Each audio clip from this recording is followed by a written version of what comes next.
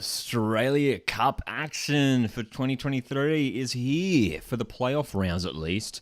Melbourne victory, Newcastle Jets tonight. What's going on? My name's Lockie. This is Coastwood Football. We talk all things Australian football. And this is exciting because we're now getting sort of our first look at A-League teams preparing for the 2023-24 season, which is still many months away. We know that it's starting October 20th. Which is, what's that, like 4 months? 3 months away still? It's ages away. But we've got the Australia Cup, which is a fantastic tournament to keep A-League fans satisfied, at least for the next couple of months. I see you guys in the chat. What's going on? How's things? Sydney footballer, Bailey, Aussie stadium builder, the Bow Show. Everyone's here.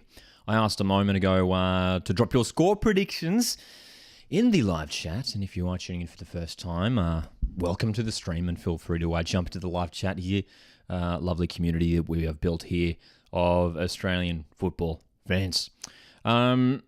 Sydney football is back in victory for the win. Bailey saying victory 2-1. Eliezel, I apologise if I'm pronouncing that wrong. Eliezel has predicted victory 2-1 as well. Aussie Stadium Builder says victory maybe, although their lineup isn't impressive. Also says victory 2-0.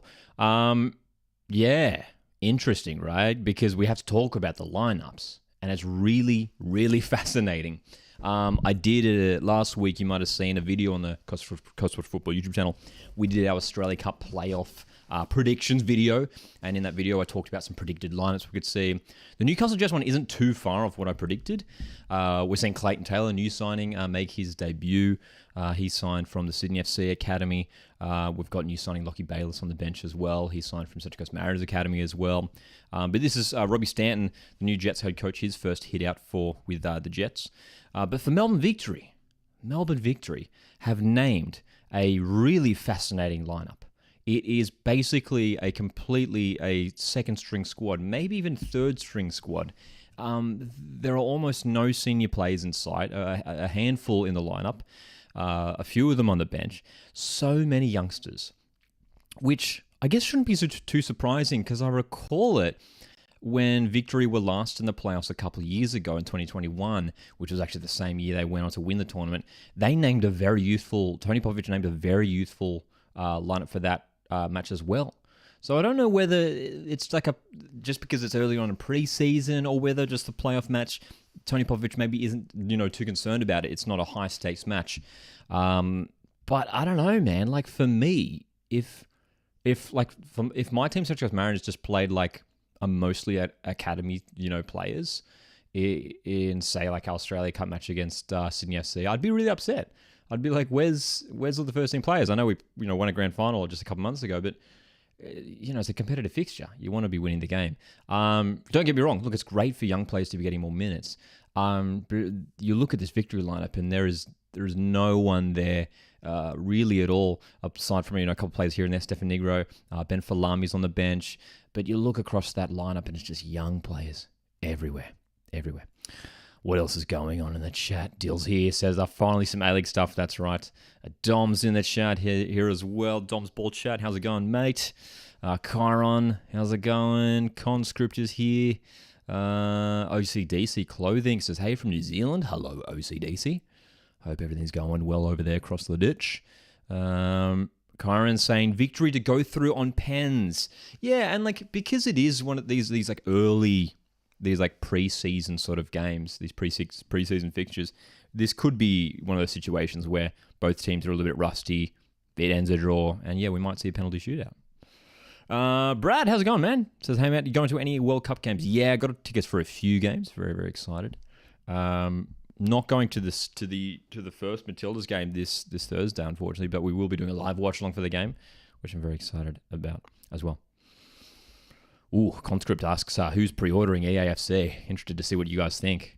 I've heard some people have mixed feelings on it. Look, I'm sure I'll pick it up. I've been playing the FIFA games for a long time, and EAFC sort of, signals the start of a new era, I guess, doesn't it? Indeed. Dylan asks, are you worried that our replacement for Cumdog is only Alu? No, not particularly. I mean, look, it's always going to be hard to replace Jason Cummings. I mean, for me, he's the best striker in Central Coast Mariners history that Mariners have ever had. So it's always going to be tricky to replace. I like bringing Alu back. I think it's a good move. I think he's really going to flourish under Monty. Jing Reese returned on loan. We saw that last week as well. So, and we've got Dylan Wenzel-Hall still at the club. Mateus Maresh, Marco Tullio. We're not struggling for options there up front, Central Coast Mariners. But yeah, keen to see how, especially Alu goes. What else are we saying here? How do you watch? I see a few people in the chat tonight asking how you can watch the games. You can watch on 10 Play. On 10 Play. So they're not available on free-to-air television. So not on 10 Bold like the last, like the friendly games and the Matildas games were. This is available on 10 Play. And I believe Paramount, I assume Paramount Plus as well. But definitely 10 Play. 10 Play, if you don't have it, you can sign up for free. So you can watch for free. Yes, thanks for jumping in as well. Says 10 Play has it now, but there is a loading screen. There is indeed a loading screen. And it was sort of tricky to find. If you guys want to find the match on 10 Play, it's sort of, they have like a horizontal line of like all the live channels. I've got like the main channel, 10 Bold and all that. It was literally at the end. So if you scroll to the very end of their live channels, it has the Australia Cup. And yeah, we have a loading screen right now. So we're currently just seeing a loading screen as it is currently 7:22 p.m. here on the Central Coast of New South Wales. Let me know where you're tuning in from tonight as well. We've got OCDC who's tuning in from New Zealand. I know we've got a bunch of viewers from Brisbane, from Victoria, from Sydney, and Sydney Footballer here asks, any new Sydney news? We haven't seen anything of late regarding Sydney FC. I'm sure there'll be plenty of big players arriving at the club over the coming months. That's for sure. Who am I supporting for this one? Oh, look, I mean, it's going to be victory because I'm a Mariners fan, right? I can't support Jets, hey? Can't support Jets. Elizal, I apologise again if I'm pronouncing your name wrong, but is tuning in from Canberra. Very nice. John tuning in from Perth.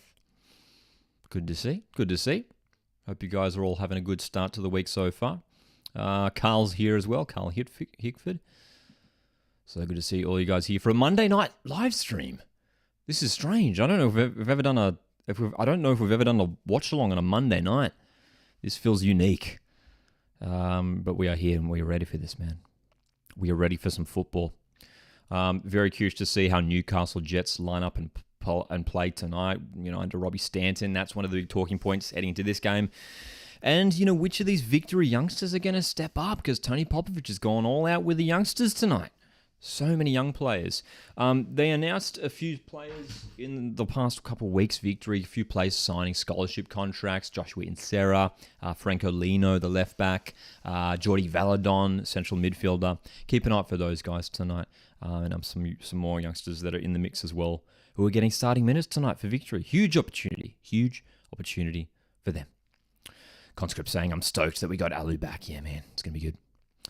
Dom says, sad but glad to see Neuenhoff go. Sad but glad indeed. Well-deserved move, of course, and yet another Aussie potentially heading over to Scotland. If you haven't heard, rumours. I don't know if it's rumours. I think it was the RBTV who reported it. Aussie Scout mentioned something as well, I think on Twitter, that Callum Neuenhoff, Western Sydney Wanderers midfielder, is heavily linked to a move to Hearts in Scotland. Well-deserved move. One of the best central midfielders in the A-League last year.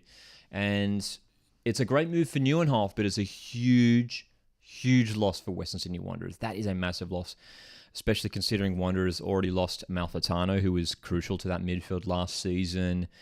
Brelante's in, but I don't know, man. Based off last season, I would take Neuenhoff over Brelante any day of the week. So, look, they're going to need to sign someone else to partner Brelante in midfield. This Wanderers midfield is looking a bit different heading into next season. That's for sure. Alex XG in the chat, how's it going, mate? Says Nathan Kostandopoulos will do well tonight. Yeah, big chance for Kostandopoulos, a player who's sort of struggled with injury over the last couple of years. And it looks like the broadcast is getting underway. Make sure you're tuning in on 10 Play here. They've got the nice little, very groovy intro thing package.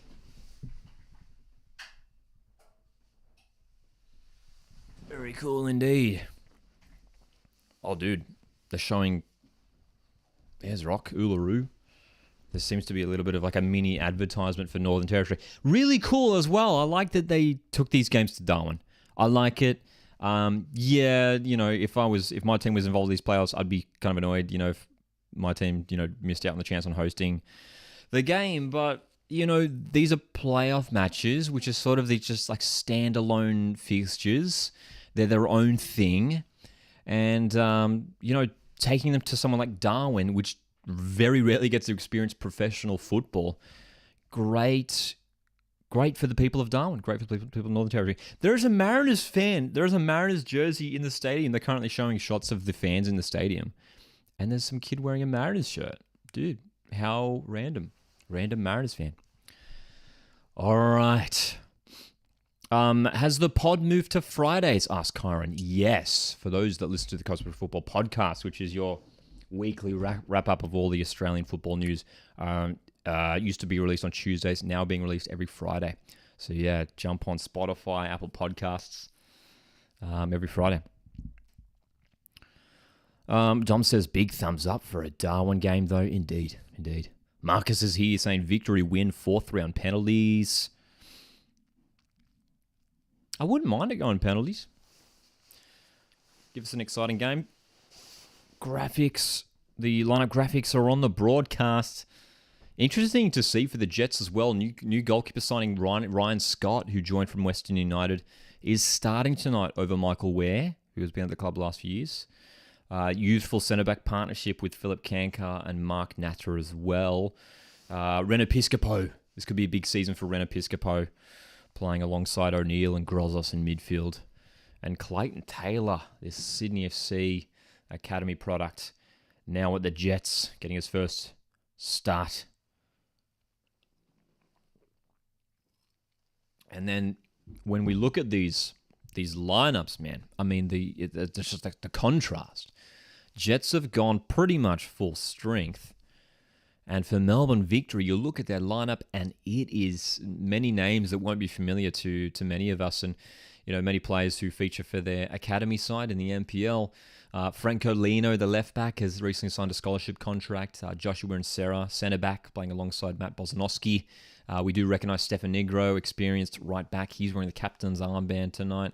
We've got Boss, younger brother of Geordie Boss, featuring for Melbourne Victory tonight. So interested to keep an eye out on him, Casey Boss. Couple more senior players on the bench tonight. Ben Falami, Nishan Valupalai could come off the bench as well. Julian's in the chat as well. Good to see you here, Julian. I'm doing very well, my friend. Hope you're doing well. Okay. How is everyone watching this? 10 play. I think it's available on Paramount Plus as well. 10 play.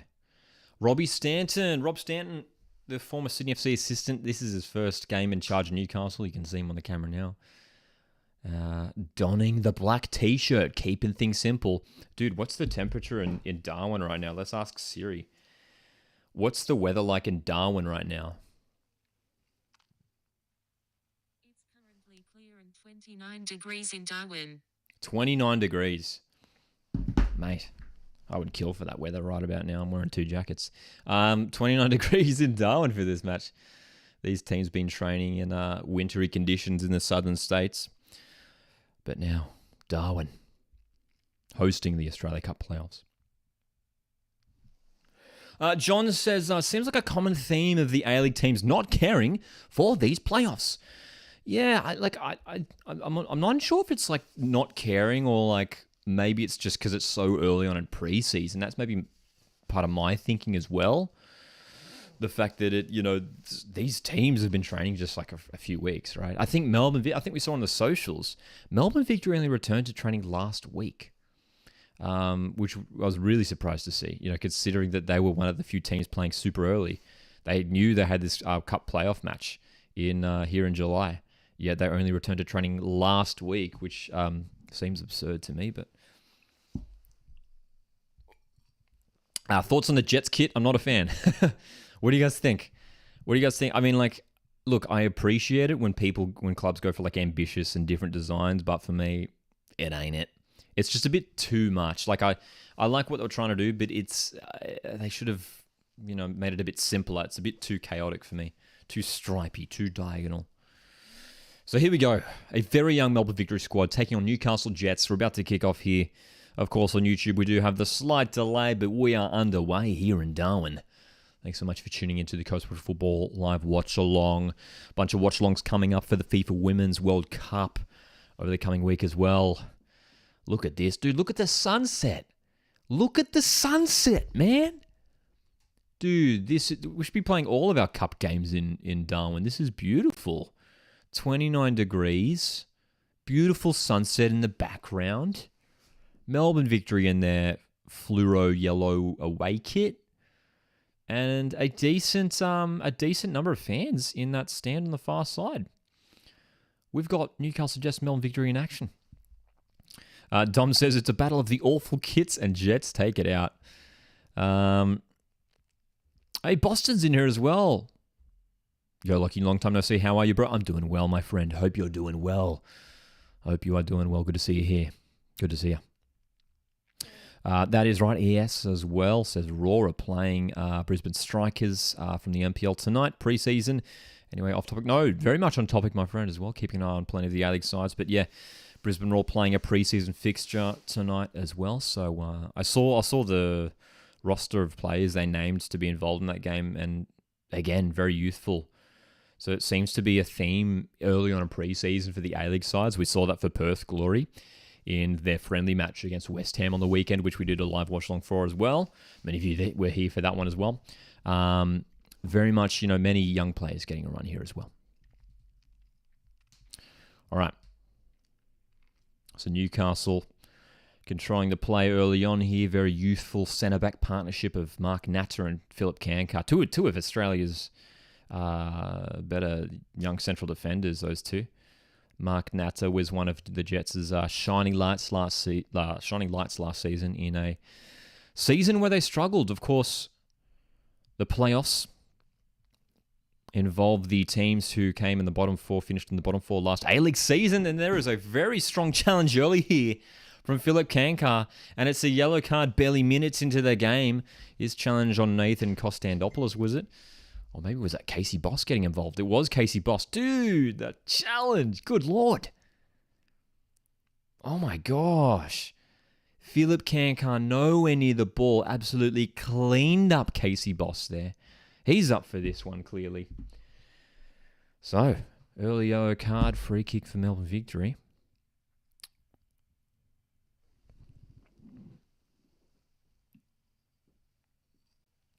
Marcus says Kankar and Atta both played for Wanderers in 21-22. Indeed they did.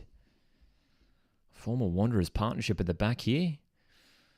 More senior of the centre-backs, Carl Jenkinson on the bench tonight. Of course, Matt Yerman, last season's captain for the Jets, has departed the club. He's joined MacArthur FC, so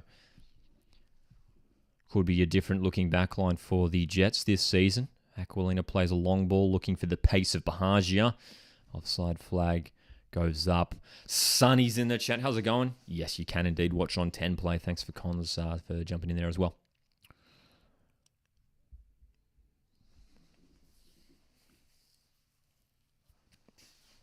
Really good number of fans up in the stands here, man. It's good to see. Fantastic for the people of Darwin, Northern Territory, to be seeing these A-League teams, two A-League teams in action. Of course, we do often see the one Australia Cup fixture being played up there, and there will be one being played up there later next month. But two A-League teams facing each other in NT. I don't know if has it ever happened before? Have we ever had two A-League teams playing each other in Darwin? Sonny asks, how have you been, Lockie? I'm very well, thank you, my friend. Very, very good. Very much enjoying at the moment. Been busy with all the football that's been going on now. This is our third watch-along of the new season, if you like. We were live on Friday night for the Matildas World Cup send-off match against France. That was a great watch, wasn't it, if you're an Aussie fan? Matilda's getting the 1-0 win in that game. We were live on Saturday night for West Ham's Australian matchup with Perth Glory, which was a very entertaining game, man. Very, very entertaining. 6-2 it ended, didn't it? 6-2, is that right? So many goals, I can't remember. 6-2. And we're live tonight. We're live tomorrow night as well. I can let you guys know. We're going to be live tomorrow night, and tomorrow night's going to be even bigger. We've got two almost simultaneous games. There's the other Australia Cup playoff tomorrow night in Perth Glory and Macarthur FC. Of course, we saw Perth Glory in action a couple of days ago. And then half an hour after that's kicking off, we'll also be keeping an eye on Tottenham v West Ham, which is taking place over at Optus Stadium in WA. Edwards here saying, what channel? You can watch on 10Play, on the 10Play app. So you can go to 10play.com.au or the 10Play app to check out this one.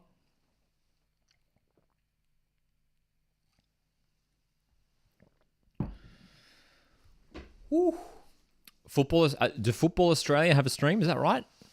I'm seeing some people mention the Football Australia YouTube channel. Sometimes they do that.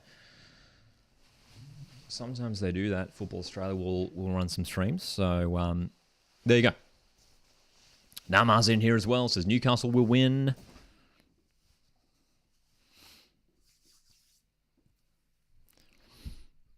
Sonny asks, how do you reckon Jets will go this season? I mean, tonight's going to be very educational for us, to see how they go, see what sort of how they set up tactically as well. I like to think the Jets could improve, but they're lacking a few key signings. They need to sign another quality centre back. Here's a good chance for Newcastle. Cleared away.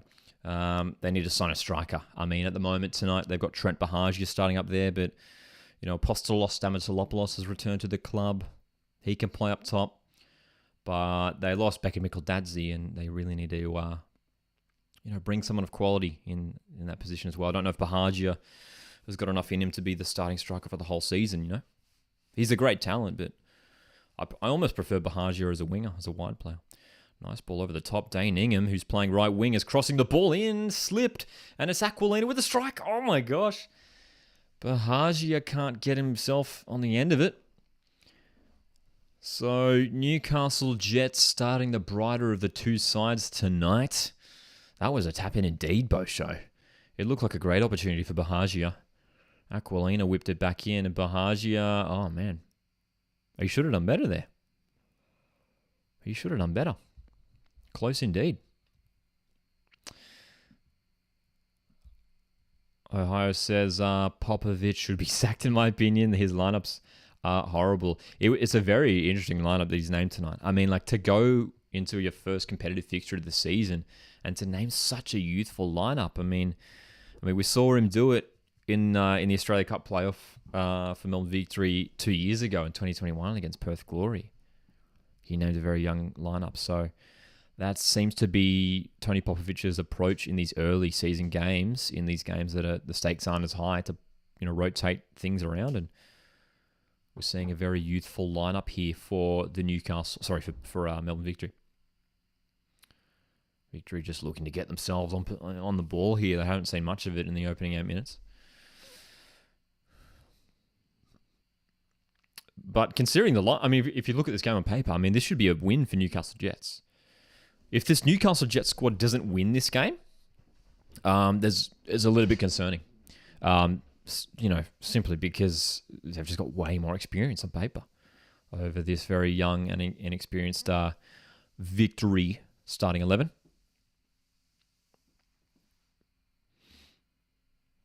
Jordi Valadon,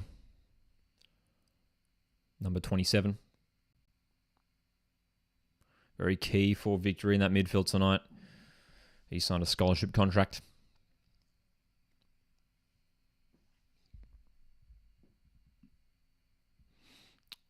Stadium Builder says 2004 Arsenal shirt spotted in the crowd.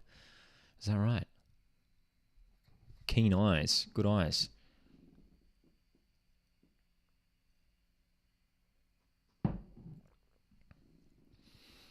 Charlie's here as well. Says Newcastle should win. Indeed they should. Indeed they should. Coming into this one, I predicted victory, in my playoffs prediction video from last week that I did. But that was, expecting them to start a stronger lineup. Considering the lineup that they've played here, they're not necessarily going in to win this game. They're going into this game to get some experience in the legs of these young players. It's been given away. Clayton Taylor driving forward. Nice run from Taylor. He's in the box. And his pass can't find Piscopo.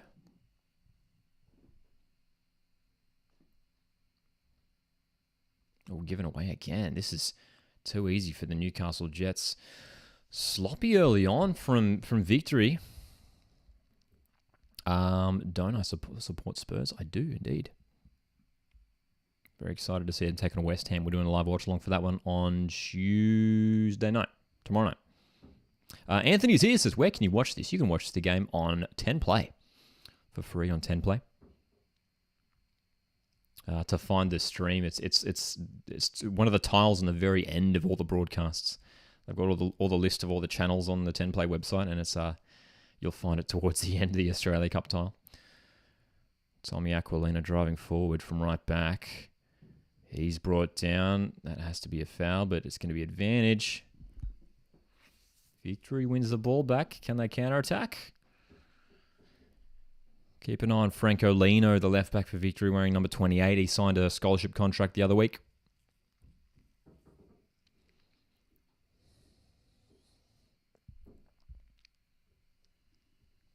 Boston asks, Lockie, is the Melbourne fans allowed to go back to the games? As far as I'm aware, yes. As of next season, it should be all back to normal in terms of stadium bans and fan bans and all that stuff. As far as someone correct me if I'm wrong, but I'm pretty sure that's just all resets for this season. Ooh, interesting question from Namar. Do you think this will be Monty's last season with Central Coast Mariners? Maybe. I mean, we'll see, right? Maybe. Just because, considering how well he's done in his tenure as Central Coast Mariners head coach. He's going to be attracting interest from big clubs overseas for sure. Poor giving away. We're going to come back to that because Piscopo's just given the ball away, and Kostandopoulos is in a good position here. Nathan Kostandopoulos still on the ball. Goes inside. Good chance for victory. It's Eli Adams. His strike goes wide. But first little opportunity for victory there comes 12 minutes into the game. Just back on Nick Montgomery there. Yeah, it's an interesting one. He's certainly going to be attracting interest from overseas, you'd expect. So maybe. Ooh, Bosho asks, big question, Lockie, how many goals do you think Alu Kowal will score this season? Because he is back finally. Alu Kowal should be hitting at least 10 goals, I would say. Would like to see him get in at least double digits. I think that's a reasonably successful season if you get into the double digits as a striker. We'll have to see if he's going to be the starting striker. He could be playing off the bench. Someone like Mateus Maresh might be preferred in a starting role.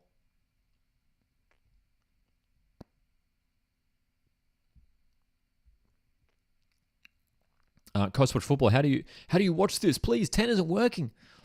You can watch on the 10 Play app or 10play.com.au. So the stream itself seems to be working for me. So hopefully it resolves itself for you soon, Bailey. Until then, I'll do my best to communicate any major news from the game to you. Newcastle Jets getting into somewhat dangerous positions. But both teams, not surprising. They're sort of, a little bit sloppy, just getting themselves into it, getting a feel for the ball. Eagles in the chat says 10 Play is not working. Don't know why. Is that the app? Are you guys using the app?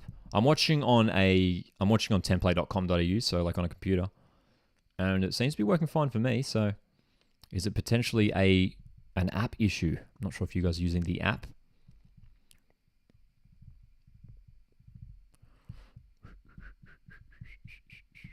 Jacob asks thoughts on the new Western Sydney Wanderers Academy signing. Yeah, man, interested to see how it goes. I mean, personally, don't know too much about him. Wanderers have already announced a number of academy signings. George Antonis, another one as well. There's a handful of academy signings Wanderers have announced. Keen to see who steps up and gets some minutes in the first team. We'll see. But yeah, youthful approach maybe for Wanderers next season.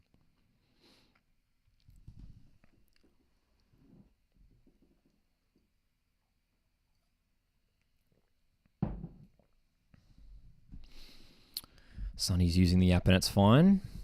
The app works, says Boston. Yeah, again, if anyone's trying to find the game on the app, if anyone's having trouble, like even just like finding the actual broadcast, if you see on the 10 Play app or website, if you see all the list of all the live channels, it's at the very end. So swipe all the way to the very end, and you should see the Australia Cup tile. Quarter of an hour into this game, and no clear-cut chances just yet. Maybe that half chance for Trent Bahagia several minutes ago.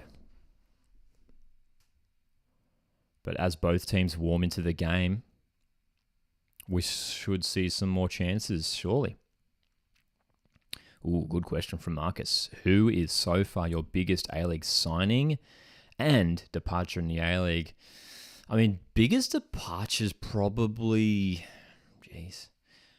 It's a tricky one. I mean, probably Jason Cummings, just because how crucial he was to Sunshine Coast Mariners last year. You could even say someone like Aidan O'Neill. Aidan O'Neill's a big departure for Melbourne City, a big loss for them. Bit of a new look midfield setup for Melbourne City. And in terms of biggest signing, Marcus, plenty of big signings have been made already, and I'm sure we're going to see some big ones over the coming months. Still plenty of time before the A-League season gets underway. Almost exactly 3 months. Biggest signing? It's a great question. I do like the signing of Ali Kowal at Mariners. I'm curious to see how someone like Marcus Antonsen goes at Wanderers, the new striker, Swedish striker. Here's a nice move from Victory. Casey Boss on the ball. Ooh, almost looking for that pass. Almost found it.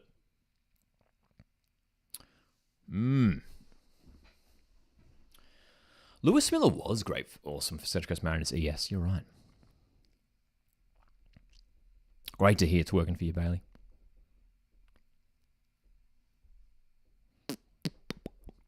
Fortnite2201J says, yo, hey, I subbed to you. Thank you very much, my friend. Appreciate it greatly. Nah, I'm just seeing a comment from a moment ago. Question, what's your Streets Won't Forget player in the A-League? Ooh, good question. Streets Won't Forget. Maybe like a Eugene Daddy, Nicky Carl, Nick Merger for deep cut for those Mariners fans and Victory fans. Oh, here's a good chance for Jets. Good delivery. Here's Bahagia. It's in. Ahmed Talib with a terrible mistake. And Newcastle Jets open the scoring. It's Trent Bahagia. It's Trent. On Bo Show, who just said, I'll be back in 3 minutes. Hopefully I don't miss a goal. I'm afraid, Bo, you just missed a goal. Newcastle open the scoring. Trent Bahagia. The delivery from the left. The header from Bozanowski fell to the feet of Trent Bahagia. And surely Talib, the goalkeeper, has to do better there. Well played. Moragas' delivery was dangerous. Talib. Ahmed Talib. Really disappointing, man. He's Victory's backup keeper now that Matt Acton has departed. Ahmed Talib, the second choice goalkeeper. How has he let that slip through? This is a good angle here. How is that? He's almost lifted up his leg. How did that go through the keeper? It's like something out of FIFA. You know in FIFA when like you concede a goal, but it like goes like through the keeper. It was like that. That's right, Bo. We missed the goal. John says young goalkeeper error. Indeed. Castle Triple, you should definitely do a Fortnite on Minecraft stream. I unfortunately don't play either game. Who scored for the Jets? Trent Bahagia. Trent Bahagia on the score sheet for Newcastle. So it's an opening goal for the Jets, and it's been coming. They've made the stronger of the starts out of the two sides, which isn't surprising. They've got the stronger lineup.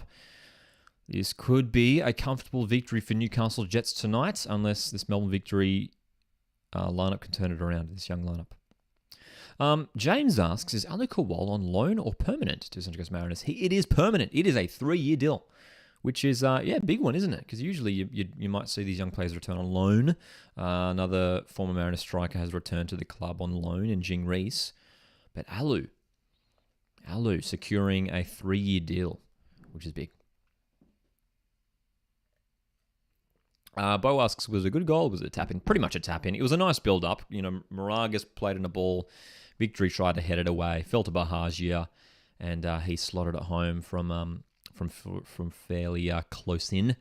Julian asks, what do you think of the potential return of Pena to the A-League to Western United?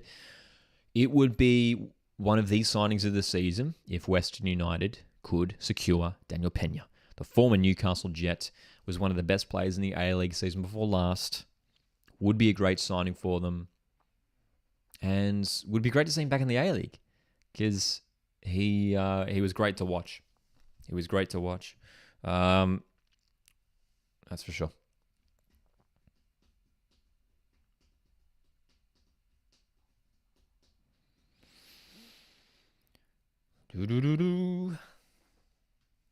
Here we go. Jets moving forward again. Clayton Taylor in a good position, dribbling well, poking it away, losing possession. Clayton Taylor's looking good so far, man. Clayton Taylor, attacking midfielder, wide player from Sydney FC, from the Sky Blues Academy. Robbie Stanton would have obviously known him from his time at Sydney FC and brought Clayton to the club. And he's looked bright so far. We're in the pink boots tonight for Jets. He's Dane Ingham on the right wing for Newcastle. Well, nicely done, Dane Ingham. Piscopo, he goes down. Is that a foul? It is. Lino with a foul on Piscopo, and Jets have a free kick in a promising position. Sonny says Jets have definitely started stronger. Indeed. Indeed, they have. Indeed.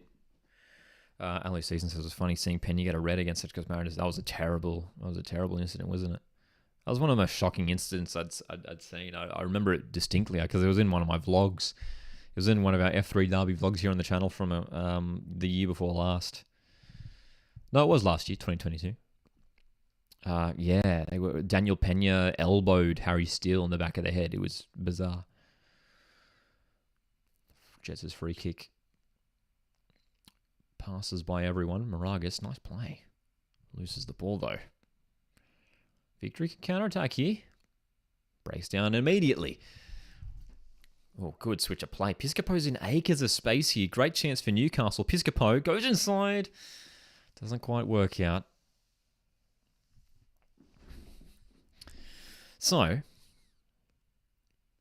quite interesting seeing the way Newcastle are playing tonight. It's quite clearly a 4-2-3-1, if you like. Brandon O'Neill and Costa Grozas playing as those two defensive midfielders there. Renan Piscopo playing in that number 10 role with a bit of a free role. We're seeing him float around a little bit.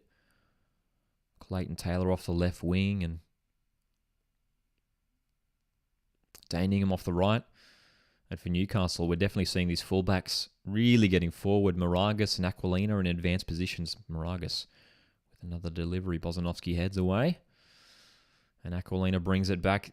Victory simply can't get out of their own half right now.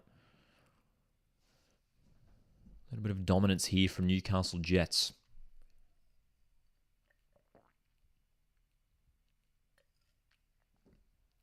Bosho asks, are you watching Perth Glory v Macarthur playoff match tomorrow? Yes, indeed. We will be doing a live stream for that one as well. We will be doing a live stream same time tomorrow night for Glory v Macarthur, the other playoff match. Very excited for that one. And we won't just be watching that one. We'll also be keeping an eye on the Spurs West Ham game as well, which is taking place in Perth, WA. Domas, did you see Central Coast Mariners New South Wales League women's goal today, Lockie? I did indeed. An absolute banger from Annalise Rasmussen. The first player signed to a contract for the women's team for the women's team and joining the A-League Women's next season. Annalise Rasmussen, what a cracking goal it was. Can't wait for the Mariners women's team, man.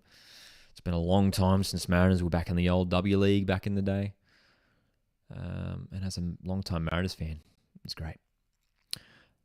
Matthew Newton is here. How's it going, mate? Says, speaking of Pena, Western business looks to be immaculate. Thurgate, Donachie, Sutton, Hewitt, Bell, maybe Danzaki, Vidma, maybe Pena so far, all heading to the club.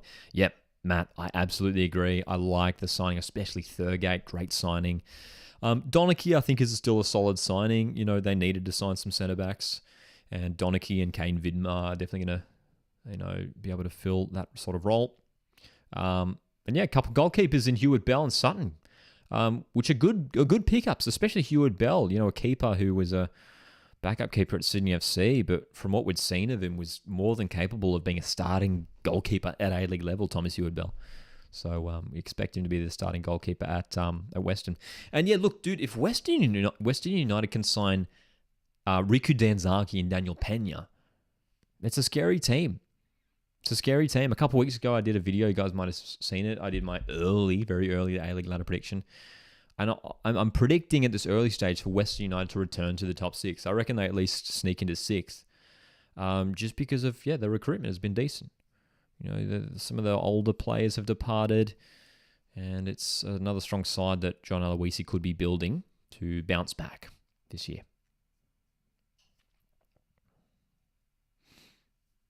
Marcus says Sydney FC have lost every youth player this season. Schreiber, Priestman, Paul, Taylor, but have kept Glasson, De Jesus, who I met recently. Very cool. The couple Joey players they signed, didn't they? And Mitch Glasson and Zach De Jesus. So we're almost 27 minutes into this game.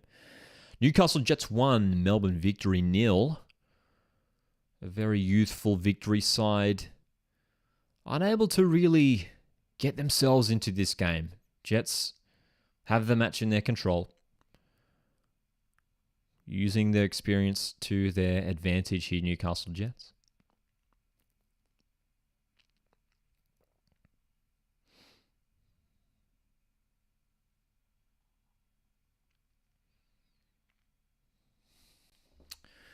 Little mistake there from Tommy Aquilina. Shot of Miles Stajoski in the stands. MacArthur FC head coach watching this game tonight. Of course, the Bulls in action tomorrow against Perth Glory. We'll be doing a live stream for that one as well.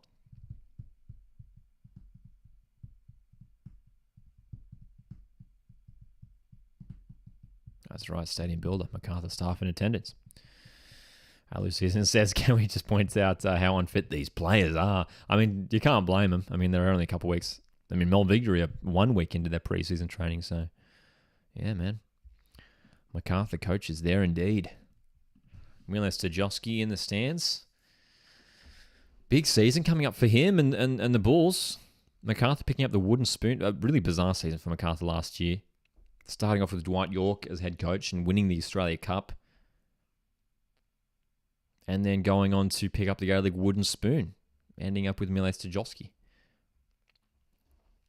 Some Matildas chat here from Dom, who's saying Tamika Yallop didn't train with the team today, apparently. So we could have a switch before the World Cup still. Yeah, man, it's concerning. Obviously, we saw Tamika Yallop go off injured in the France friendly. And fingers crossed she's good to go. But yeah, up until 8 p.m. on Wednesday night is when Matildas have to make any changes that they would like. Tamika Yallop, versatile midfield player. Crucial to the squad, but there's plenty of players on reserve who could jump in. Oh, here's a great chance here. Bahaji over the top. Can't keep it in play. But Newcastle Jets clearly looking for Trent Bahaji here. That was his third opportunity in the box so far this match. Matthew asks, who else could Mariners sign? Reese and Kowal back? Maybe Schneiderlin? Anyone else you think? Hey, I would love Morgan Schneiderlin at the Mariners, man. What a class player he is. Look, in terms of the Central Coast Mariners, I'm not too concerned in terms of personnel. I mean, the signings of Alan Kowal and Jing Reese sort of take care of the forward positions. I think midfield's looking all right. I think we can expect Thea Harris to come in for Sammy Silvera, who's departed, of course, and maybe some young players to come up through the academy. Maybe another centre-back. We know Nectar Triantis departed the club, but we've got Dan Hall and Cameron Windust who can cover in centre-back. So there's still options everywhere for the Mariners. But yeah, we'll see. We'll see.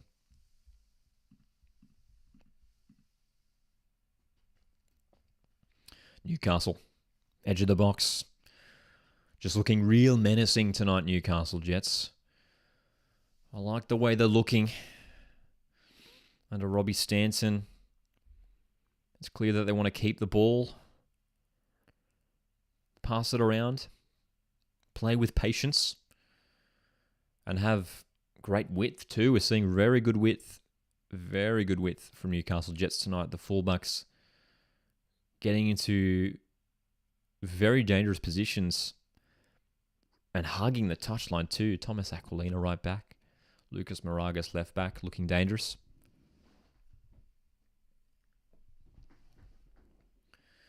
But it's concerning for this victory squad, who are really struggling to break forward. Eli Adams almost getting forward there, but he loses possession. Valadon in midfield. Here's Adams. They can build here. Kostandopoulos, one of the more senior players starting tonight for victory, wearing number 23, Nathan Kostandopoulos, former Adelaide United midfielder. And finally, victory with some possession here. What can they do? John says Popovich wants the team to push up more. Yeah, they need to, man. It's been in their own half for half an hour. Eli Adams. That's a nice little pass for Kostandopoulos, but Mark Natter should be able to jockey that out of play, and he does. So, this could be a tricky night for victory. We do know that they have Nishan Velupale and Ben Falami on the bench, so some attacking options there.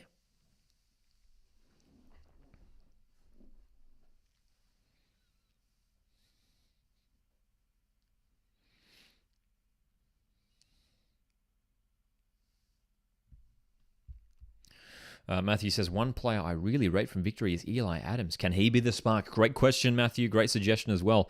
Absolutely. Eli Adams. Remember seeing him burst onto the A-League scene at Brisbane Roar a couple of years ago and showed great promise. Didn't get many minutes in Melbourne victory last year. Had a couple of appearances towards the end of the season, but really limited for Eli Adams. So yeah, it could be a key player tonight. He's playing off the right wing as well. Absolutely. And that's right, Bo Show indeed. Former Mariners midfielder Bayless moving to Jets. Yeah, I was surprised to see it when they announced it. It was an interesting one, wasn't it? Lockie Bayless, who I'd seen play, for the Mariners NPL team, and very good midfielder. Very, very good. Versatile player too. Can play up forward as well. Loves to score some goals, Lockie Bayless, and he's on the bench tonight here for Newcastle Jets. Sonny says, I know the Terrace Nova Castra are not in Darwin. Is the OSM up there? As far as I can see, I mean, I don't know if you guys can spot them, but I can't see any, like a bunch of Victory active support at all. Let me know in the chat if you spotted any active supporters, maybe behind the goals. I know there were some supporters behind that left-hand goal. But it's one of those grounds where you've sort of got like the main grandstand and then, some people standing around and, behind the goals and stuff.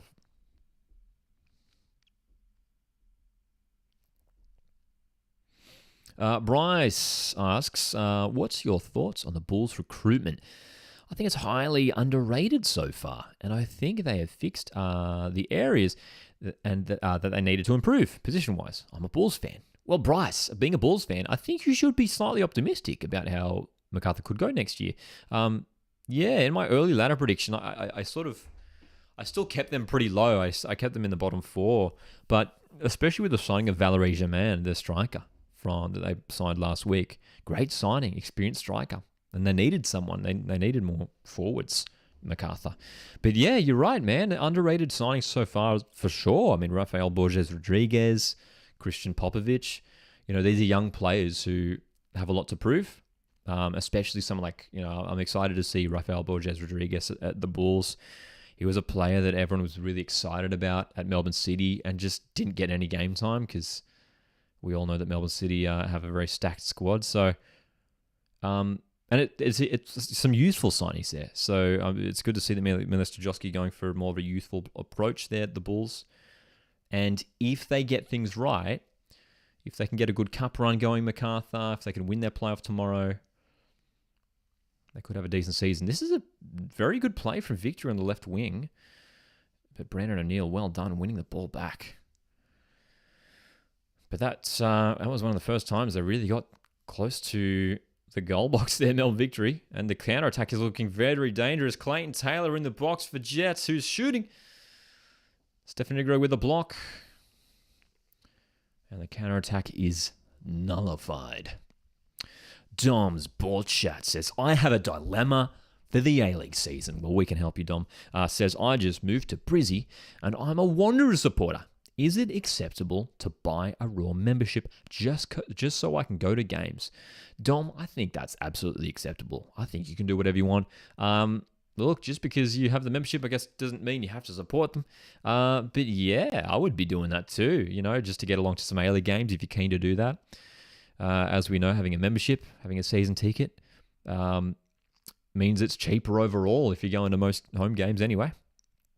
So, yeah, Dom, I reckon you should go for it.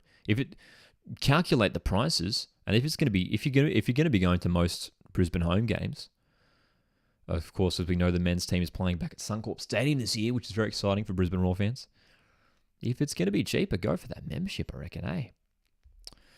Matthew says, Sturridge maybe there too at Bulls. Yeah, I mean, it's been floating around, hasn't it? Some word on social media that maybe Sturridge could be returning. We're going to come back to that because this is a great run by Casey Boss, but he's just lost the ball. That was a strong run indeed. Now Jets on the counter-attack. The left back, Francolino's out of position. Daningham into the box, crossing. Oh, no, it's come all the way through to Clayton Taylor. Taylor's shot has gone out of play for a corner. This game's starting to open up now as we approach the final 10 minutes of this half. Yeah, look, hey, I'd be keen to see Sturridge back in the A-League. Hopefully, it turns out better than last time. Bojo asks, what position for Victory do you think they need to improve on? I think Melbourne Victory need probably another solid central midfielder. I think after losing Josh Brillante, and they really lacked someone, especially with Jake Brimmer going down to injury, that was pretty clear as well. They're just another central midfielder and probably another wide player as well. Probably another wide player. Across Economides is rumored to be leaving. We know Nanny didn't work out. So yeah, potentially another wide player and a midfielder for Melbourne Victory. I think defense is all right. They've got Roderick Miranda who's re-signed. They've got Damien De Silva who should still be there. Jason Guerrier. They've signed left back out of Adama Traore again. So probably in that midfield area is where you want to look for Melbourne Victory. Ooh, Marcus with a wild prediction. This is random, but I love it, Marcus.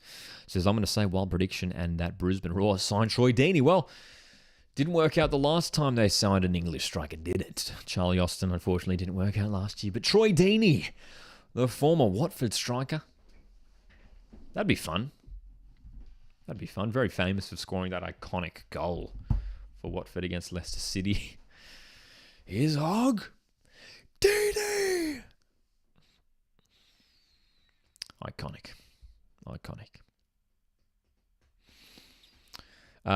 Jacob Pato, here's an interesting one. Says, only been to one Wanderers game as my family don't really watch football. Any tips to convince them to take me to a game? Well, the good thing about a lot of A-League games is that they try to, around A-League games, they try to have things surrounding the games that, make it more exciting, just aside from the football. When you're looking at the food trucks, the activities for kids, all sorts of stuff, live music. I don't know, you know what I mean. I guess that could be an appeal factor for those that aren't interested in football. But in terms of, getting them along to a Sydney derby, a big game where there's going to be a big attendance. That's going to be a big drawing card for casual fans. Ren Episcopo has just taken a long-range strike, and it's very, very close from ending up in the back of the net. Decent opportunity here. Dominant half this has been from Newcastle. Jets Ren Episcopo almost making it to there. Very nice play. Look at Dane Ingham, that little flick. This is promising, man. I like this. I like this from Jets. They're looking good tonight, man. Do you think Yengi from Adelaide United will be a future talent? Yes. Short answer. Bryce says, Nani is such an interesting player. He just chooses to go random places. Yeah, he's... sometimes we see that from players when they get towards the end of their careers and look for new experiences. And unfortunately, it didn't quite work out for Nani and Melbourne Victory last year.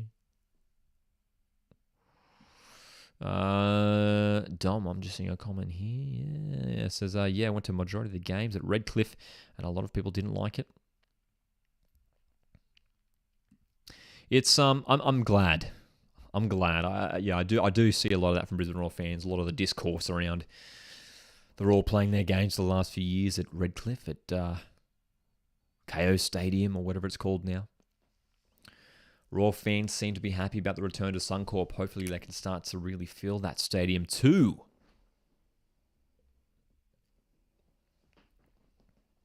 Who do you think the Mariners sign next? I'd love another centre back.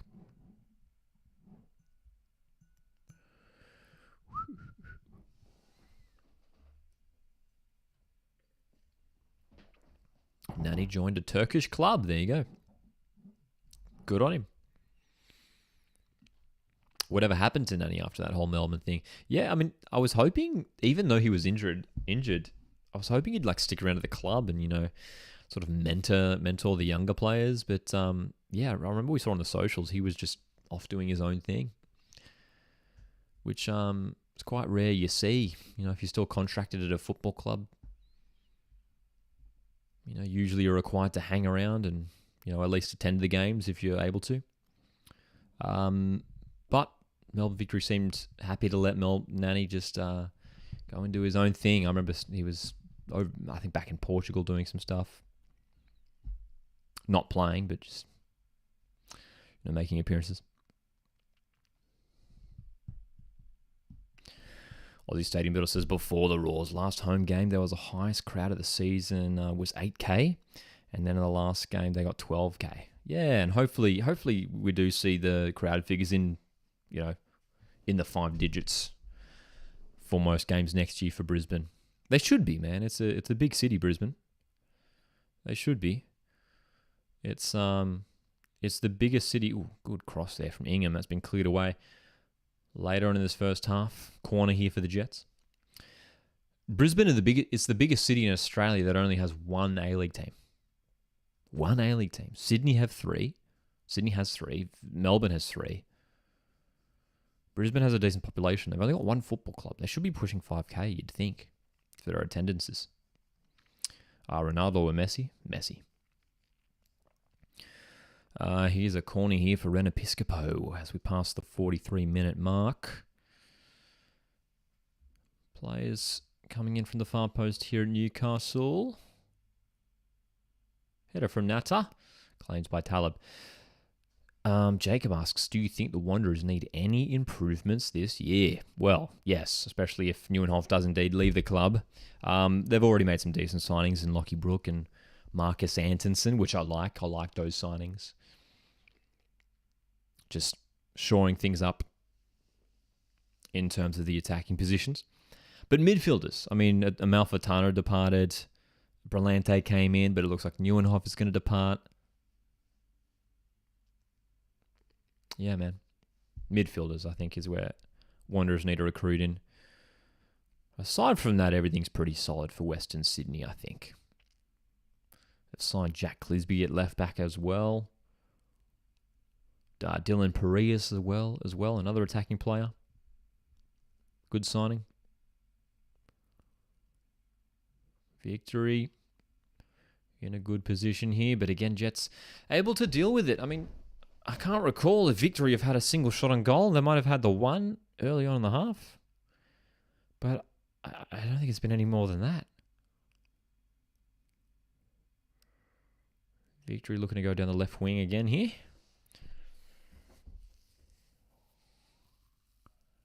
Newcastle looking very compact in their defensive setup, setting up in sort of a 4-4-2. Sitting quite deep. And they're doing well. Moragas, what a player. Lucas Moragas, he's having a great game tonight, wins a free kick. Just really a swift dribbler, man. Very quick with his feet, Lucas Moragas. It's great. Great. 1 minute of added time here. Make sure you stick around for some halftime chat. We'll talk more about some A-League movement and a bit of a Q&A as well. We'll do a bit of a halftime Q&A. So if you've got any questions, start throwing them in the chat. We'll have a bit of a discussion at halftime. And we'll get some halftime cup of tea too. Don't let me forget. Don't let me forget.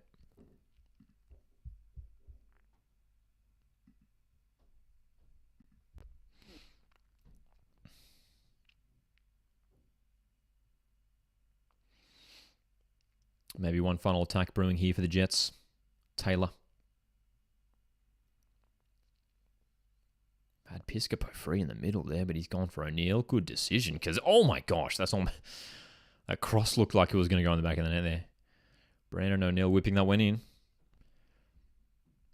Goes out for a goal kick, which should signal the end of the first half. And it does indeed. Halftime between Newcastle Jets and Melbourne Victory in this Australia Cup playoff match. And Jets are in total control here. The scoreline really probably should be more. They haven't created too many chances, Newcastle Jets, but they have certainly been the stronger of the two sides. That is for sure, man. That is for sure. Let's jump in the chat and have some discussion, though. What do you guys make of that half? All right. Let's talk. I'm reading the chat. What are we saying here? Coastie Culture with a big question here. What are your thoughts, Lockie, on MacArthur getting added to the A-League all those years ago, and if they should have been chosen as team number 12? If I was in charge of the A-League expansion and I was choosing which teams to join the A-League, would I have chosen MacArthur as team number 12? No, I don't think anyone would have, to be fair. Someone like Canberra, Tassie, second New Zealand team, second Queensland team would have made more sense. But look, it's here. And look, I get there's so much banter, of course, around MacArthur and sort of their existence, and people sort of calling, especially when they pick up the wooden spoon last year, people calling for them to, saying that they should, kick them out of the league or whatever. I totally see where the banter is coming from. But at the same time, I think just for the A-League to succeed, I think we need our clubs to succeed. And, I've gone to a few games at MacArthur. I went to a Western Sydney derby, did a vlog for that one season before last. Went to Mariners away game at MacArthur. And, it's a young club, right? They're just a few seasons into their existence. We have to let them grow. We have to let them develop. Build their fan base. We know that there's a lot of young families down there in southwest Sydney.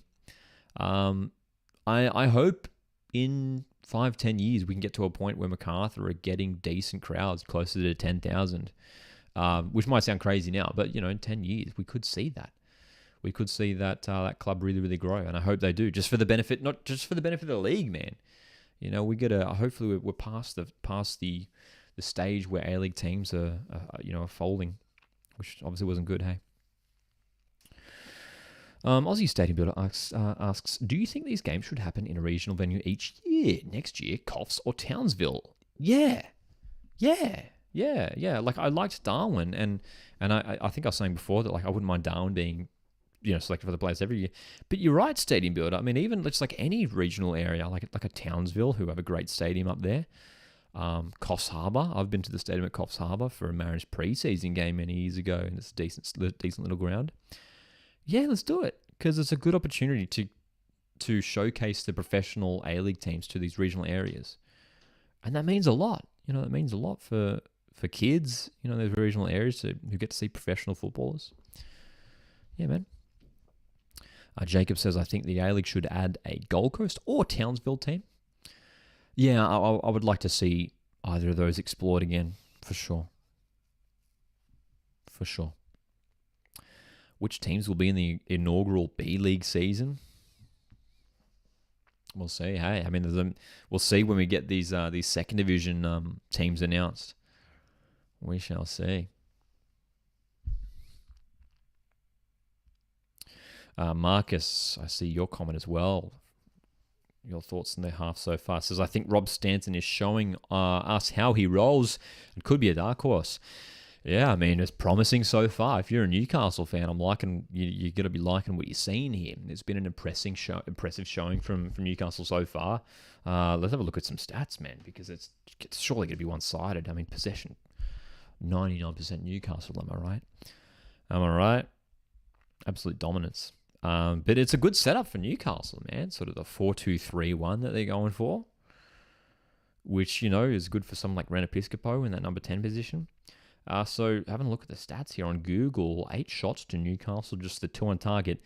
Melbourne victory, just 1 shot in that entire half, which was not on target. Just the 1 shot for victory.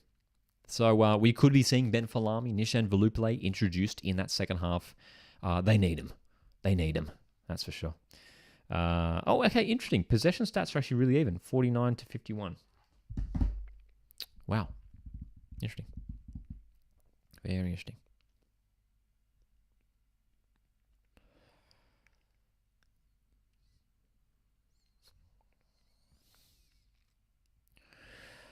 Tarnley asks an interesting question. Should the salary cap be removed after the second or third division leagues? Should the salary cap be removed? Probably eventually, yeah. Ooh. Bailey coming in with the big ones. A-League all-time team. Ooh. I'll throw out some names for you and see how we go. I think the greatest goalkeeper in A-League history is probably Eugene Galakovic or Michael Theo. Probably one of those two. Let's see. Thomas Broich, Diego Castro is going to be up there. Bessart Berisha, Jamie McLaren. Who are some of the all-time defenders, man? All-time defenders. Dude, honestly, maybe someone like Nikolai Topper-Stanley, who's got a ton of A-League experience. Patrick Zanzvik, I'm a big biased Mariners fan here. Yeah, man. It's tricky. You put me on the spot. John says, a couple of Melbourne Victory kits in the crowd. Yeah, oddly enough, I've only seen the only A-League kit I've seen so far is a Mariners kit. There was a kid in the crowd wearing a Mariners jersey, and I was like, oh, cool. That's random. That's so random.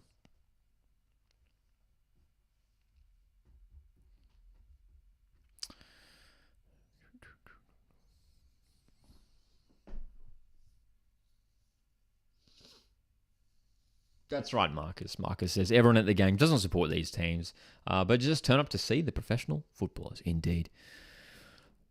Yeah, they're showing some shots of people in the crowd now and some people in European team jerseys. I saw some Socceroos jerseys as well. We've got some more shouts here for A-League all-time 11. Patrick and Wilco. Patrick who? Matthew. It could be anyone. Sainsbury, Topos Stanley, Wilco and Broski. Yeah, Broski's a fair shout as well. In a Sydney FC all-time 11, I think Alex Brosk definitely gets in there. Sonny says, a lot of people I know reckon that Coffs Harbour could do well with the team. Thoughts? I don't know, man. I mean, sure, but I mean, not ahead of it. I don't know. I've been to Coffs Harbour a few times, just on holiday, and look, it's a beautiful area. I love it. I don't know if it's big enough in terms of just population and I don't know. It doesn't feel like it's enough to have an A-League team ahead of Gold Coast or a Tasmania team or Auckland. Auckland. That's a major city in New Zealand. Biggest city in New Zealand, if I'm not mistaken. Maybe one day. Aussie Stadium Builder says Coffs would work better as a second division team. Yeah, for sure. Indeedy do. Hey, let's boil that kettle. I'll be back in 1 second. I'm going to boil the kettle, ready for a halftime cup of tea. Gotta get that halftime cup of tea. Drop some questions in the chat.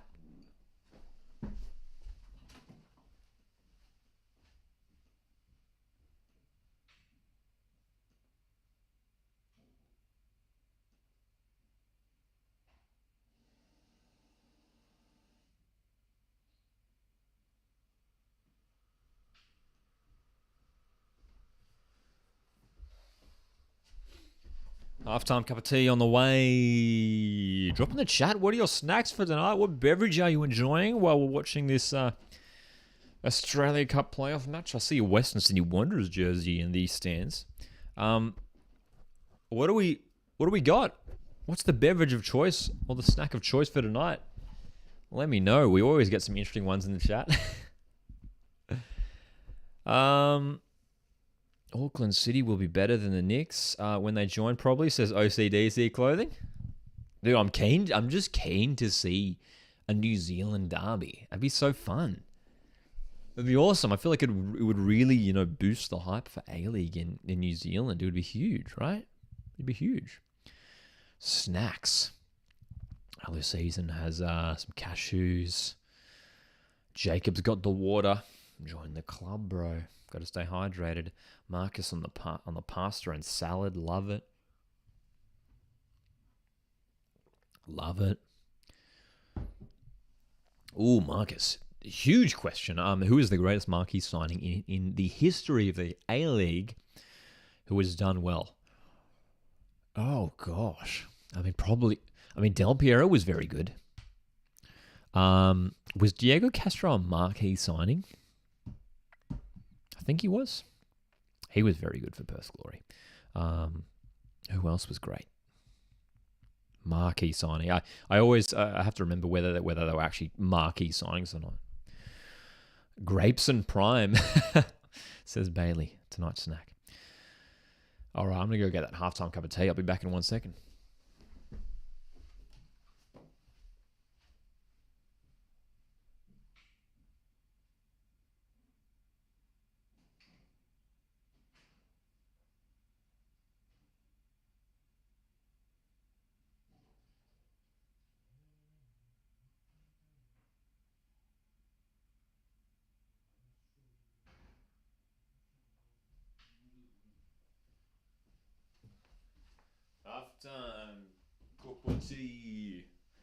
Halftime cup of tea is here, ladies and gentlemen.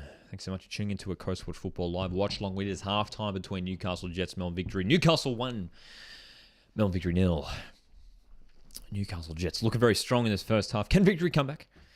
Can the youngsters make the comeback? To Victory's... for the thing that Victory can hold on to in the sheds here at halftime is that they're only 1 goal down. Just takes one chance and they're back in it. Hey, Bryce, I'm seeing your comment from a moment ago here. Says, I believe MacArthur suffers due to the large amount of Wanderers fans in the Campbelltown area. Even people in the area hate them, which is just sad. How do you think they could solve this problem? That's one of the reasons, another reason why I wouldn't have picked them to be an expansion team. I feel like, it's sort of, I don't know, it sort of hits on Wanderers' territory a bit too closely, for in my perspective at least. What they could do, it's tricky to say. There's no real straightforward answer, I don't think, Bryce. I think it's all about, the hardcore fans really staying committed to the team, trying to build a community there as well. You look at MacArthur FC, a lot of young families there. Being a Central Coast Mariners fan, we suffered from low crowds for a long time, but this past season has been superb for the Mariners. We saw some really strong crowds. We broke our Mariners attendance record. There was 20,000 fans at the Mariners semi-final. And the Central Coast is a small regional area. It can be done. It's all about really embracing being a community club, I think. And that means, getting involved, heavily involved with, the young football teams in the area. Giving, whatever it means, whether it means, getting free tickets to the kids if they can do that, anything like that, right? Really embracing the families, embracing the youth, creating that community vibe, I think is really going to help Macarthur FC. And look, they're already doing that. We see that across their socials. Jacob says, I miss the old Pertex Stadium, 20,000 fans chanting Wanderers. Dude, those vibes are immaculate. Now, I'm not even a Wanderers fan, obviously, but I was there. I was actually at the Wanderers' first ever A-League game because they were taking on Central Coast Mariners in season 20 and back in all the way in 2012. 11 years ago, dude. Wow. I was a kid back then. I was a teenager, I think. Long time ago now. Yeah, man. That was a vibe. That was so cool. I mean, just like seeing the wall on the northern end of the old Parramatta Stadium and just the wall of Wanderers fans. And like the entire northern end was all the bays were just full of just like active support. The RBB was just full the whole way along. It was something we'd never seen in A-League football. And it was crazy. And look, they built CommBank Stadium to sort of accommodate for that again. And I think Wanderers will get back there one day, man. In the coming seasons, I think they will get back there. Julian says, Western United have also been suffering from small crowds. I've been seeing that Western United started going out to the community more during the past few weeks. Yeah, and for me, we talk about crowd numbers and stuff, and for Western United, it's almost like I think they should have an asterisk over their name, over their attendance stats, in recent in recent years, just because they don't have a set home. It's sort of tricky to compare them to other teams when they're playing, away from their base. And it's great that they're setting up their stadium now. They're expected to play out of their little training stadium there next season, which will be great for them and great for the local fans to get along to one set location, hopefully this season. Second half is underway here. Looks like Archie Goodwin's on the pitch. Have we got any more changes? We'll keep an eye out for it. Archie Goodwin, young striker. Limited opportunities last year. Giuliano in the chat. How's it going, mate? Says, is there a way to watch the friendly between Brisbane Roar and Brisbane Strikers? Not that I've seen. Not that I'm aware of. But, we did see Brisbane Roar involved in a little pre-season hit out there with Strikers. They've named a very youthful lineup for that team as well. For that game as well. Wilson on now, says Matthew. Wilson. Oh, indeed, you're right. Will Wilson wearing the number 13 there and that number 10 role. So that could, does that mean, looks like it is Nathan Kostandopoulos who has departed.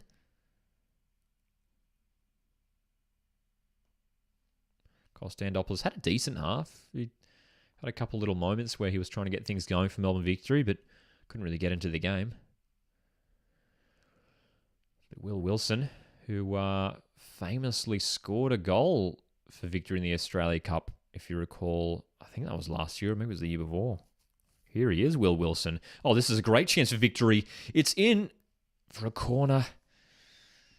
Corner opportunity here for Melbourne Victory. Philip Kankar gets back to defend. And it looks like Nishan Velupale is onto the field as well. Nishan Velupale. Natalia's in the chat. How's it going? Says, is there a way to watch this match? Yes, you can watch, if you're in Australia, on 10Play. On 10Play. So you can watch on the 10Play app or 10play.com.au. The stream is available to watch for free. All right, Wilson's corner here for Melbourne Victory is delivered into the box and it's cleared away by Newcastle Jets. But they needed to make some changes, Victory, and they've made them here. So Will Wilson playing in that number 10 position. Nishan Velupale looks like he'll be playing off that left wing.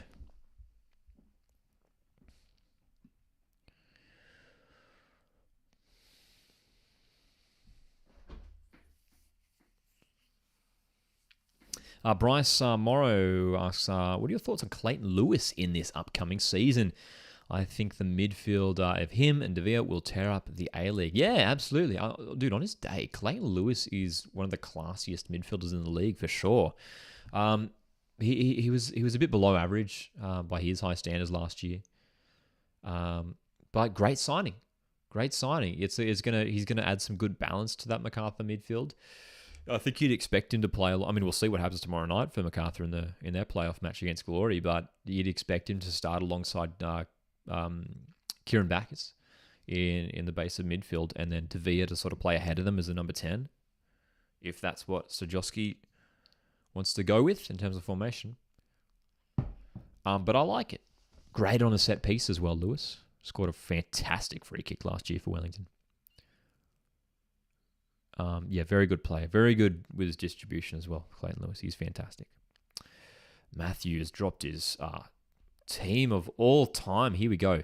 Vukovic, Wilkinson, Patrick Guzanzvik, Durante, Brosk, Matty Mackay, Diego Castro, Matt Thompson, Shinji Ono, Del Piero. So many goats in this lineup, my friend. Berisha, and then the bench is Bruich, McLaren, Bobo, Van Dijk, Sergio Van Dijk, Alessandro Diamanti, Grant Brebner, decent shout, Milos Ninkovic, and Liam Reddy. That is a strong team, Matthew Newton. I love it.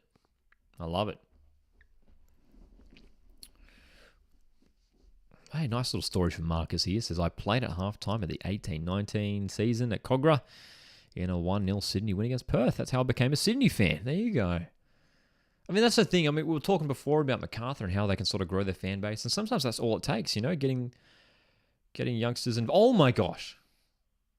Sorry to interrupt that little story there, but Melbourne Victory came so close to an equaliser there. Nishan Velupale has made a great impact in this second half already, and his shot parried away, I think, by Ryan Scott there.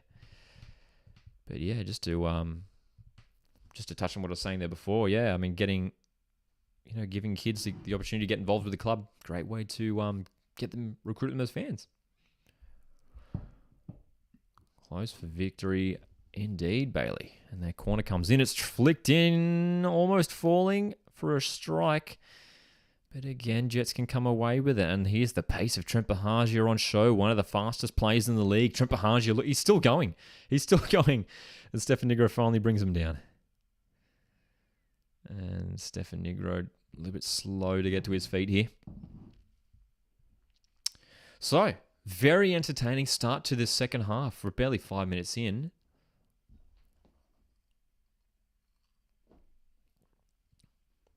By the way, it does appear that Jet striker Archie Goodwin has come on to replace Ren Episcopo, who had a decent first half. Sorry, Matthew. Archie Thompson. That was my bad. I definitely should have thought of Archie Thompson. I was thinking old Matt Thompson, who played for Newcastle Jets and Melbourne Heart back in the day. But yeah, definitely Archie Thompson.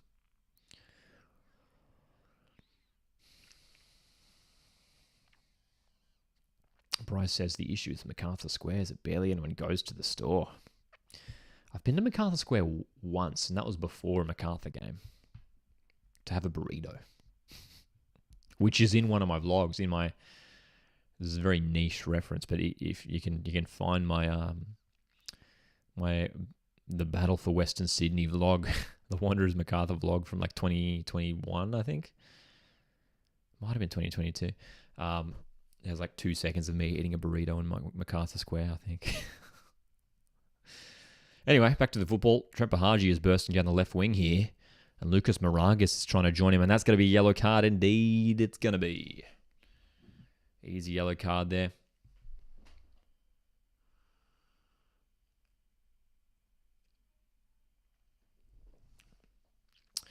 Popper out, asks Mike Jeffries. Well, I don't think so just yet. I mean, he's named a very young and inexperienced lineup, which is, for me, in my opinion, is pretty questionable in a competitive fixture. Something that you might see in just a pre-season friendly. So it is interesting. I also question, why Melbourne Victory have only had 1 week of pre-season training leading into this game. 1 week. Perth Glory have been back for a number of weeks now, and many of the other teams have as well. Melbourne Victory just returned to training recently. Dom asks, when did you start creating A-League content, Lockie? I started in, I think it was early 2021. Early 2021, and some of you guys were here for this.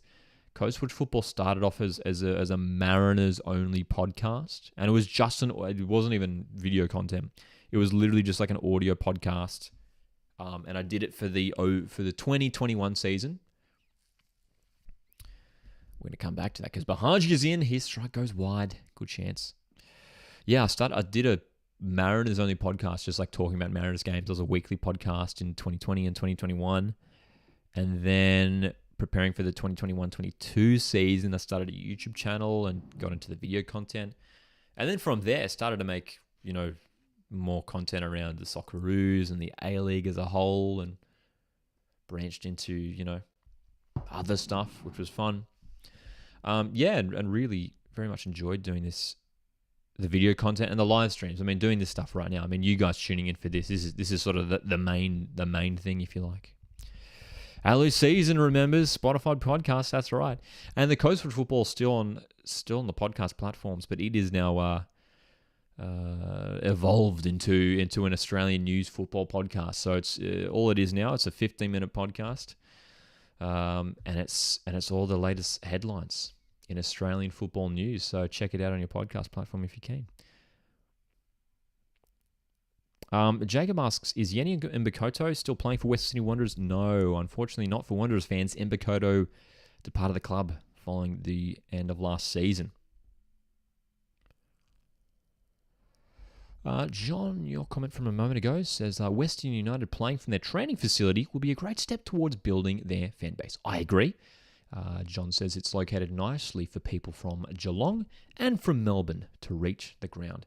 Yep, absolutely. If they have one set location, even if it is a limited capacity, it's going to be better for them than just jumping around, being a traveling circus.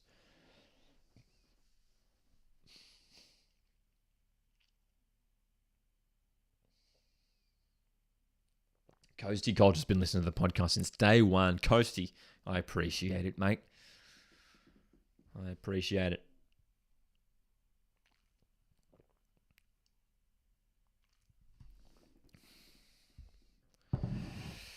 Matthew says, Paulo Yongo just left the Mariners for Luxembourg. As far as I'm aware, Paulo Yongo left the club a long time ago. Fortunately, it didn't work out for him. He was a really promising signing. I was excited to see Paulo Yongo, but he wasn't really involved for the second half of the season at all. Moragas, good chance for Jets here. Moragas is in the box, looking very dangerous, and he's won a corner. Stefan Negro stepping in there. He's really had to step up tonight, Stefan, and lead with the captain's armband tonight for victory. Lucas Moragas has looked very, very good tonight down that left wing. He was on loan at Newcastle Jets last year. Sorry, on loan from Newcastle to Wellington Phoenix. Got some decent minutes at Phoenix, back at the Jets now. And he's looking real good tonight. Featured in the Maurice Ravello tournament in France as well with the Australian under-23s, Lucas Moragas. As I say that, he slips over and commits a foul. Commentator's curse, ladies and gentlemen. Bryce says, I've been listening to the pod and watching on channel for a long time now. I started listening because all my friends support the Central Coast and I didn't want to be out the loop. First time interacting in the chat. Well, Bryce, thanks so much for being a part of the content and engaging with it and jumping in the chat. Appreciate it. And it's good to see, another MacArthur fan as well, and yourself, Bryce. We do see a number of MacArthur fans popping up in the chat, and hopefully we see more of them as well. Yeah, man. Dr. Dingo loves the mug. We've got the Star Wars mug out tonight. Approaching the hour mark here in Darwin, Newcastle maintaining their 1-goal lead here over Melbourne Victory. A little bit more competitive in the second half, Melbourne Victory, but still Newcastle, the stronger of the two sides. Second goal would be big here for the Jets. And I think it'd be tricky for Victory to come back if Jets were to score a second. Mike says City should have signed Moragas as a replacement for Boss. That would have been a good replacement. Similar player. Very similar player. Very athletic. Very fast. Good dribbler. would have been a good pickup for City, but they've gone for a play. I mean, who knows? I mean, he might be playing left back. Cyprien, this French defender who they're signed, experienced defender, can play centre back or left back. He could be the left back for City this year. We'll see. Julian says, if Pena and Danzaki sign for Western United in time for the Australian Cup, I reckon Western United could potentially go all the way through the Australian Cup. Yeah, man. I mean, if they can get them done, 100%. 100%. Because if you have Daniel Pena and Danzaki in your side, those are two very talented midfielders. Marcus says, who votes for Lockie to rebrand the channel to name it Coast Watch Halftime Tea? Maybe I should do I should make a graphic or something, or like a little transition wipe where it's like halftime tea. I should do that actually. I should make a note to do that. Halftime tea. Welcome back to half. Maybe that could be its own live stream when if there's not a game on. It's just where we talk about A-League and other stuff, It's just halftime. Welcome to halftime tea with Coastal Football. Anyway.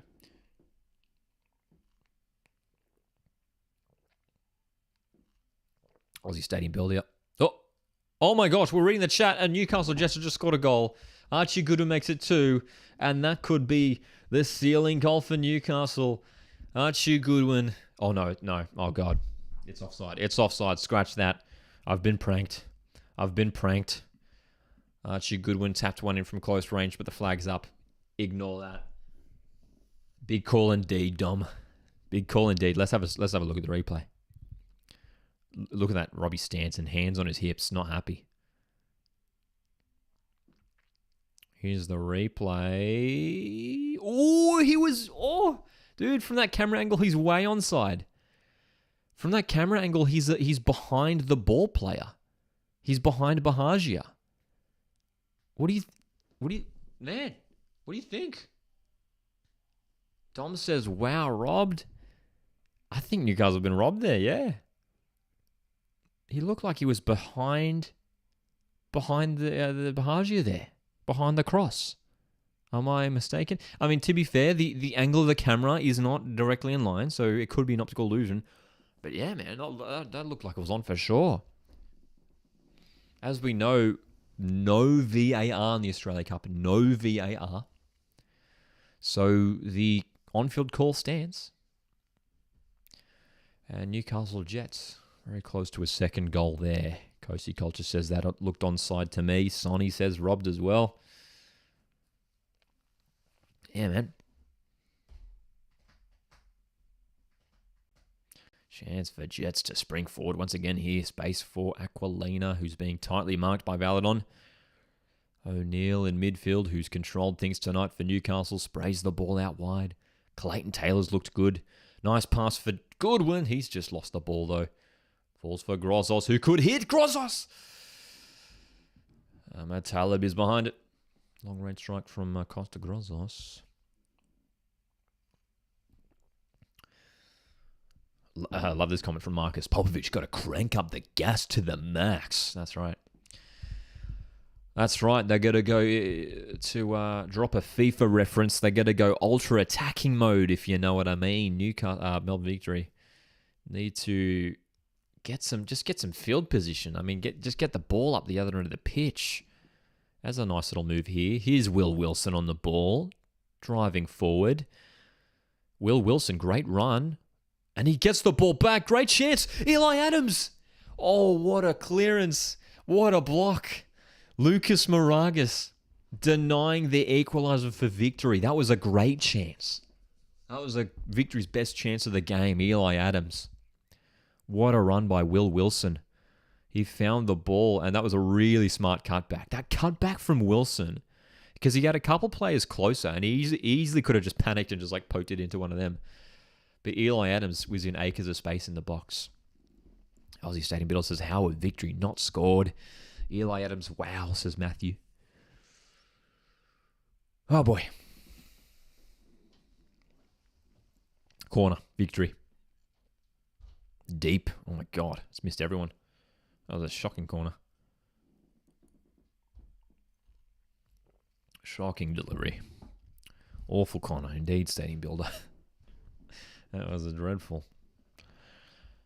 indeed. I wanted to read Aussie Stadium's comment from a moment ago because we're talking about people who've been following the channel for a while, and Stadium Bill's comment from a moment ago says, although a Royal supporter and not Mariners, I've been listening but not interacting for a while now, just because it's nice to communicate with other Australian football supporters. Yeah, and that's like a big part of the channel, man, and like what we do here, sort of the whole premise behind it. It's a community of Australian football fans. You know what I mean?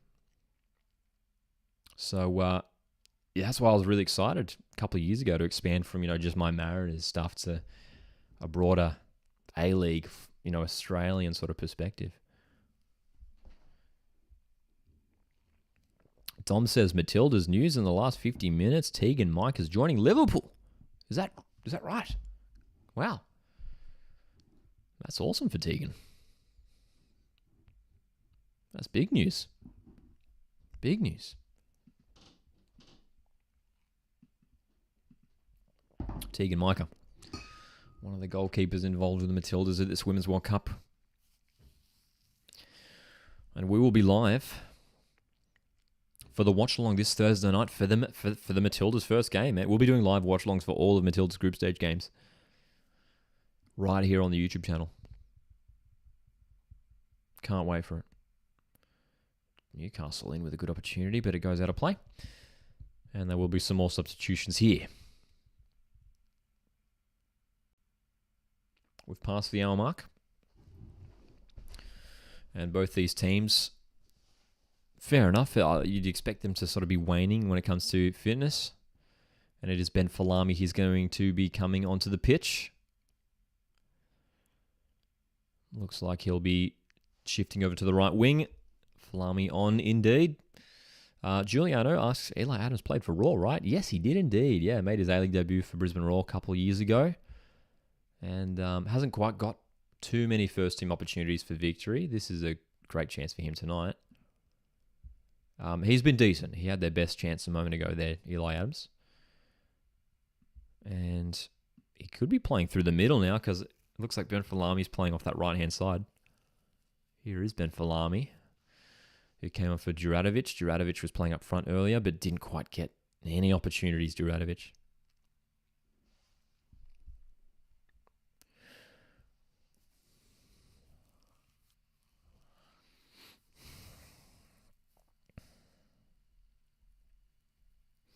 If you could have an A-League of max 20 teams, what teams would be in it? The ones that exist now, and then let's go Gold Coast, Auckland, Canberra, Tassie. What's that, 16? And then let's go second Perth team, second Adelaide team, Townsville. And then one more would probably be Wollongong. There's my 20.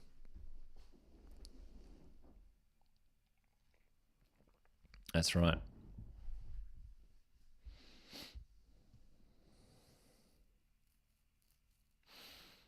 Dude, Dom, fair enough, man. You got to get down to that fan zone for sure, dude. I'm keen. I'm planning on getting to some of the fan zones as well. Probably some of the ones in Sydney, which is going to be very exciting indeed. Keen to check out the fan zones. Are you guys planning on going to any of the fan zones for the Women's World Cup? I'm pretty sure just about every every city has some setup. Ball over the top for Wilson down the left wing for victory. Nice play. Valupale. Victory looking way more dangerous in the second half. They've turned things around. Looked to really use the wider areas. Maybe exploit some of the space left by these attacking Newcastle fullbacks. Or wingbacks, rather.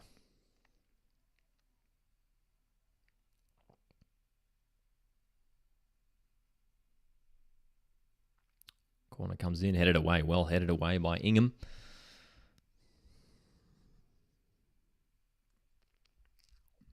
Interesting question from Matthew. If you could create the ultimate A-League pre-game playlist, what 10 songs would you have? That's a good question. I tell you, well, you'd have to put Real Nice in there, right? That's like the A-League anthem now, isn't it? Things looking real nice in the future. Here's Falami in the box. Good block by Miraculous. Victory. There's goals coming. Victory going to score. I'm telling you. Victory going to score. It's coming. They've got enough dangerous players on the pitch now. They're going to score. They're going to score. They've already made, 4 substitutions already?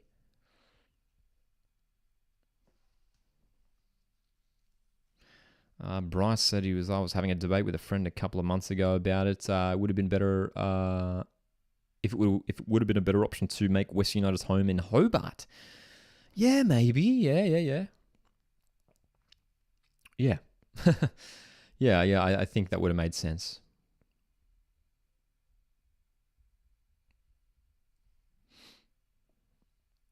Canberra team, Parliament FC. Interesting. Here's Falami. Oh, decent delivery. Ryan Scott's got down to that ball well there. Very, very nicely done from Ryan Scott, who hasn't had much to do tonight.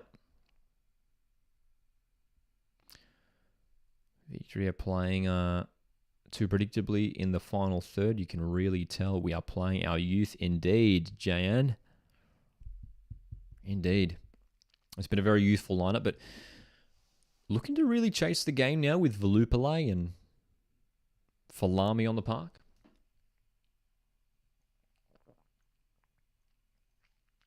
Early throw in. Here's Goodwin in the box. Great move. What a goal. What a goal. Archie Goodwin does finally get his goal. And that was a beautiful piece of play. Beautiful. The popper emojis are going off in the chat. That's right, Matthew. Goodwin can't be denied. That was really nice. How good was that? I want to see this replay, man. I want to see this replay. That was so good. That was like a little flick. It was the early throw-in. So smart. And look at that little, just a little flick. The little flick to get around. I think it was Joshua. Yeah, it was Joshua and Sarah, the centre back, got around him. Left-footed finish. Past Taleb. That was really well taken. Well taken, man. Coasty Culture says victory are out. Decent goal for Goodwin, says Stadium Builder. Dude, it was a lovely goal. Very, very nice. Newcastle 2, Victory 0. With 20 minutes to go, Melbourne Victory really have to go for it now. They are 2 goals down. And well done, Archie Goodwin. A player who will be eager to be getting more game time in the A-League for Newcastle. More player movement here from the bench. Callum Timmins coming on for Costa Grozos in midfield. Talented central midfielder Callum Timmins. And it's Lockie Bayliss, former Central Coast Mariners Academy player. Lockie Bayliss is making his professional debut here for Newcastle Jets. Looks like he'll be playing off the left wing, replacing Clayton Taylor, who had a fantastic debut. Fantastic. So, not long to go. Not long to go. These final 20 minutes will fly by.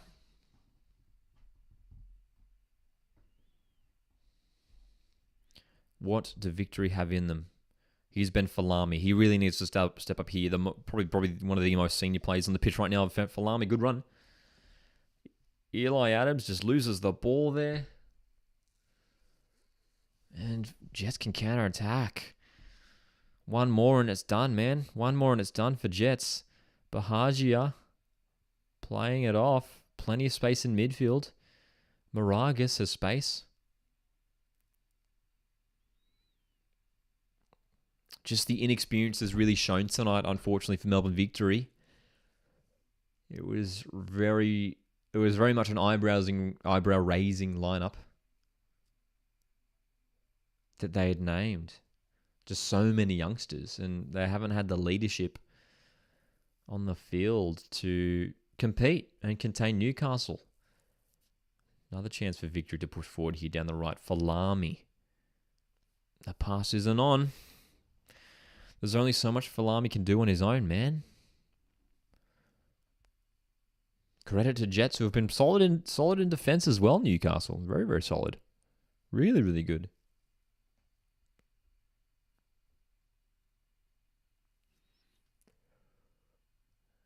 Barely a shot on goal for victory tonight. Barely a shot on goal.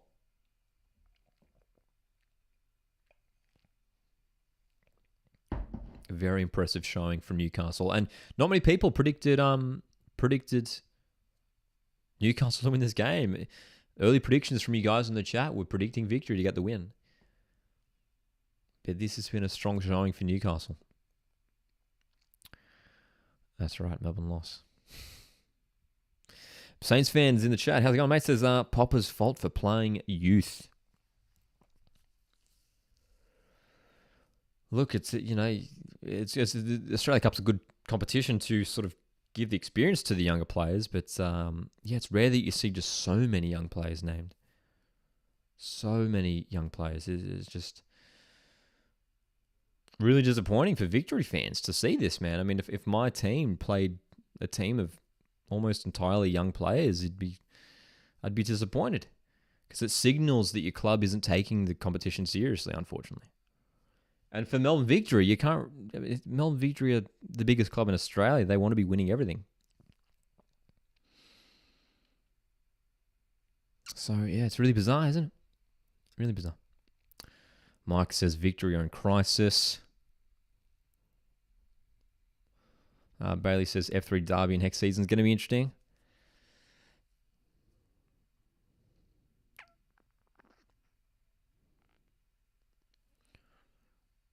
Jets building for this third here. Moragas again heavily involved down the left wing. That's a decent delivery. No one attacking it. No one attacking it.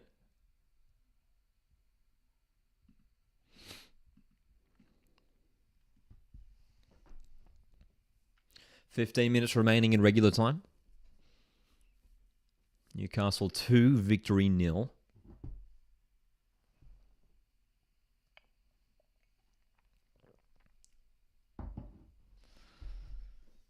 Some good experience for these young players, but they've struggled to contest with Newcastle tonight, who have been very, very organised and have looked dangerous.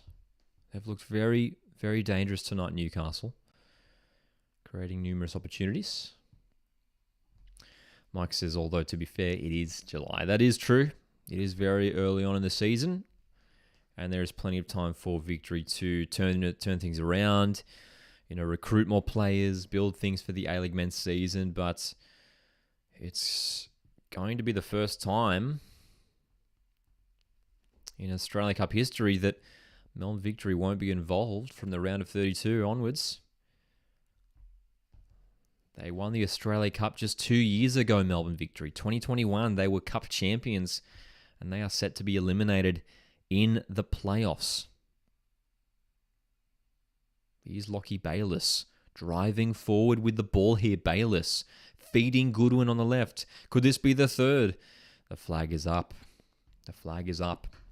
And more subs to come.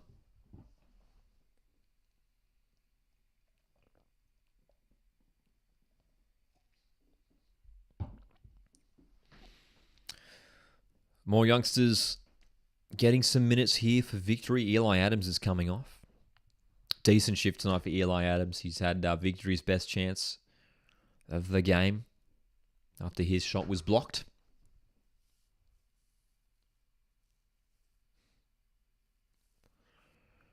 Matthews pre-match songs. I don't know how many of these I know. Let's have a look. One More Time, Daft Punk. I know that song. Praise You, Fatboy Slim. I know that song. I can't say I know many of those songs, unfortunately. Bryce says the F3 Derby trophy is the best thing added to the A-League. Second to MacArthur, obviously. We love the F3 Derby trophy. It's great, isn't it? It's iconic. All right, still time for Victory, that of course. It's not done yet. It's not done yet.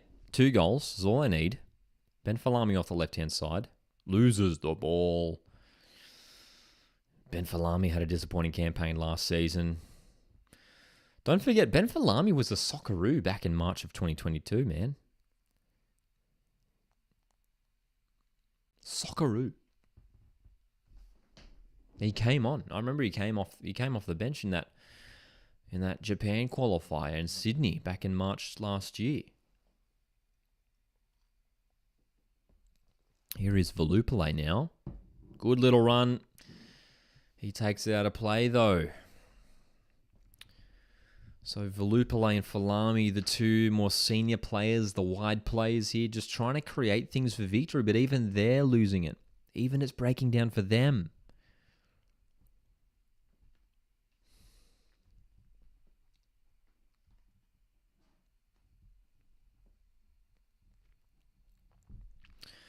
Stadium Builder says victory to finish bottom just behind MacArthur. So there you go. It's predicting the same bottom two as last year. I think the way MacArthur are going, I think they will bounce up a little bit. Just the signings have been really, really good. I think if anyone's... I mean, I know I did my early ladder prediction the other week and I called Newcastle to finish bottom. I'll tell you what, based off this performance, they've already bounced up as well. For me, Brisbane could well finish bottom this year unless they make some serious movement in the transfer market. But as it stands, I think Brisbane will be towards the end. Avicii, Bruno Mars. Yeah, I know some of those songs now. Nice playlist, Matthew.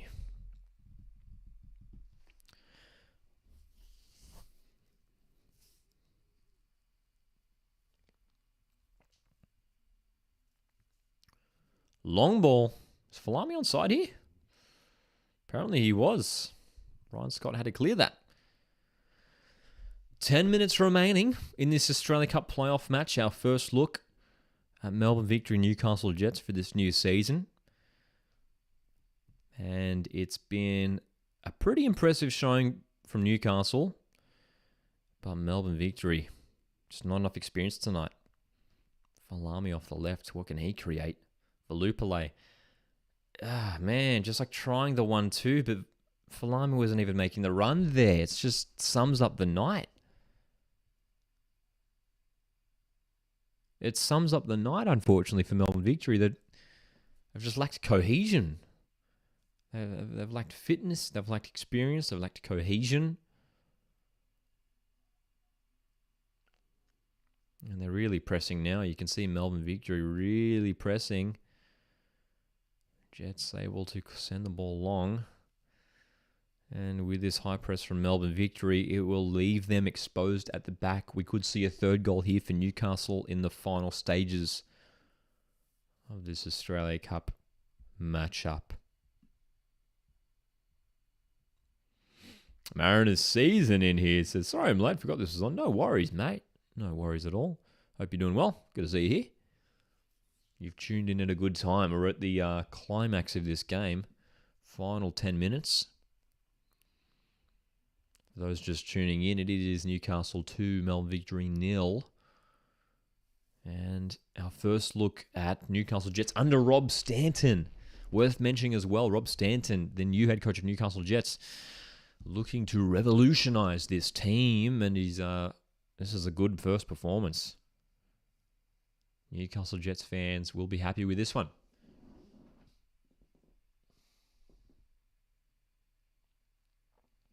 Another change here for Newcastle. Daniel Steins coming onto the pitch. Another talented midfielder.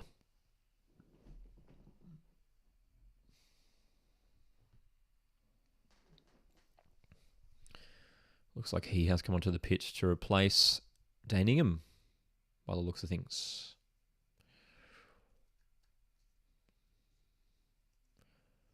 Down the right-hand side, Trent Bahagia for Newcastle, searching for that third, man. A third goal would be very nice for Newcastle. Just to really, I mean, not only to seal the victory, but, you know, it makes it look like a really impressive victory. Really impressive win. Albeit against a young and experienced Victory side. No worries, Dom. Thanks for tuning in, and as always, and enjoy the rest of your night.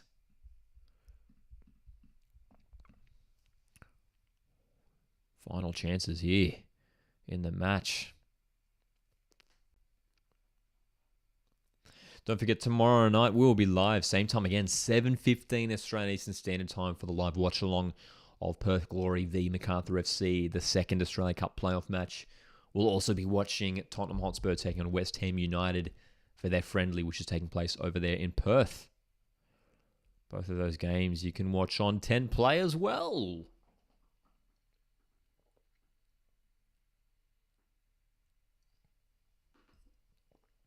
Some concern here for young left-back Francolino. He's maybe got some cramp here, stretching out the hamstring on the sidelines. No worries, Sonny. Have a good night, mate. Long ball here for Wilson. Nata clears it out. If Victory have hopes of keeping their Australia Cup dream alive for 2023, they need to make some moves now. Stefan Negro, Valupale, nice back heel. Negro, Victory attack is still on here. Will Wilson can deliver. It was a great cross, dude. Falami just misses it. Lino there to recover it. Melbourne Victory, what have they got in them? Every Jets play behind the ball right now, looking to hold on to this lead. A win here for Newcastle means that they'll be hosting Brisbane Roar in the Australia Cup round of 32. Brisbane Roar facing the winner of this match.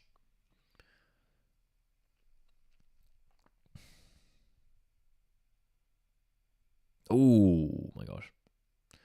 Almost a heavy collision there.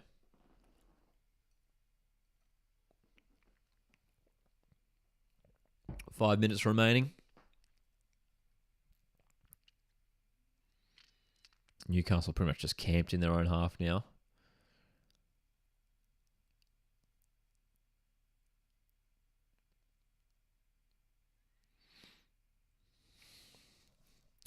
Why are you not attending the Matildas on Thursday? Just didn't get a ticket. Simple as that. Got a ticket for a bunch of other games, that's for sure.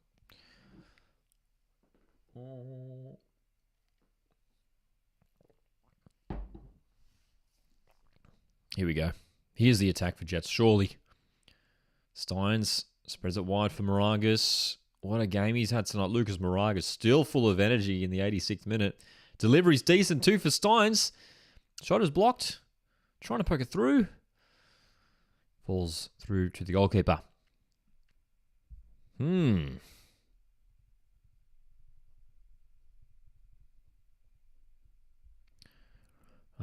in the chat. How's it going? Morton says Australia Cup final will be Western Sydney Wanderers v Western United. Mark my words.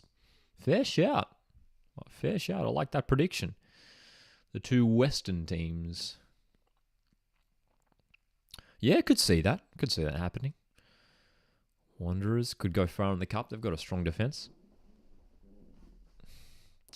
Jan says, we keep finding room in half spaces, but can't do anything once we are there. Same story as last year. Yeah, it's disappointing for Victory. If this is going to be the way of things forward once again for Victory. I mean, who knows how long Tony Popovic is going to be in charge of this club for? Because a club of Melbourne Victory's size can't be standing for results like this.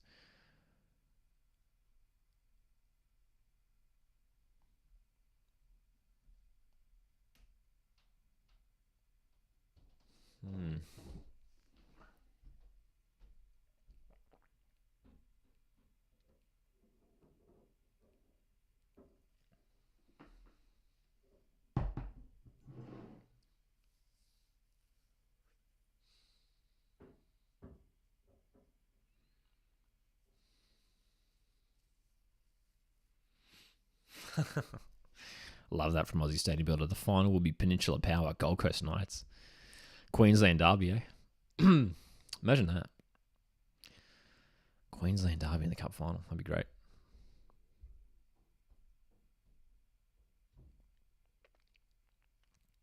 Ooh. Oh, that's going to be yellow, surely. Yep. Tug of the shirt there from Callum Timmins on Ben Falami. Draws the yellow card, but it's a free kick in a good position here for Melbourne Victory.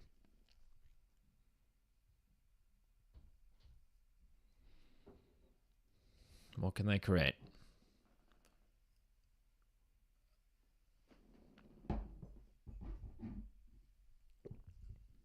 Ben Falami he's looked lively since he's come on off the subs bench, to be fair, but unable to create anything of real menace. Volupile over this free kick. Delivery's decent. Man, cleared away by Jets. Strong in defence tonight, Newcastle, which is big because they weren't very good in defence last year in the A-League. They were leaky. But this centre-back partnership of Kankar and Natta might be the way forward. Two talented young centre-backs. Here's a chance for Jets to counter-attack once again. Archie Goodwin driving forward. Two plays bursting down the left. This could be the third. It's Lockie Bayless. He's dragged wide. Still on. Delivering. Goodwin. Archie Goodwin's header goes wide. Very nice counter-attack, though. That was really, really nice. Led by Archie Goodwin. Great pace from the youngster. Two young players combining there in Goodwin and Bayless.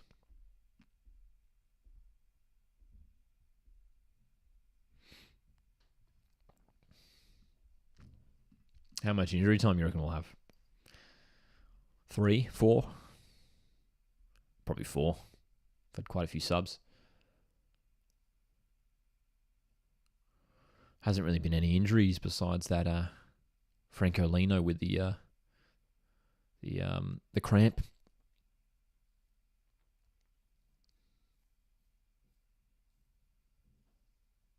I'm calling 4 minutes. I'm calling 4. 4 minutes it is. 4 minutes to remain in this game. 4 minutes for victory to muster a miraculous comeback.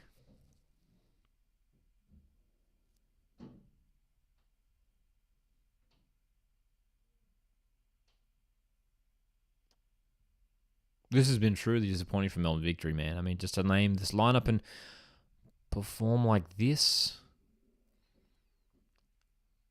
I mean, I can't see how it's acceptable in any way, man.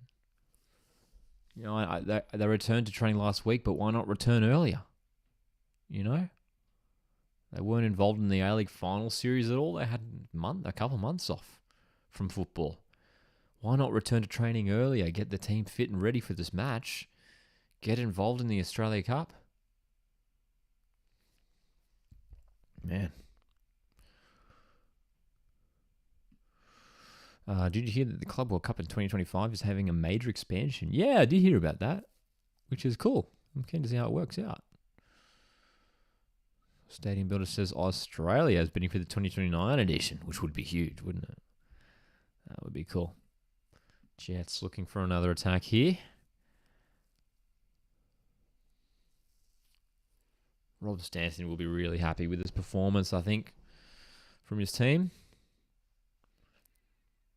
And in a few weeks' time, they'll be preparing to host Brisbane Roar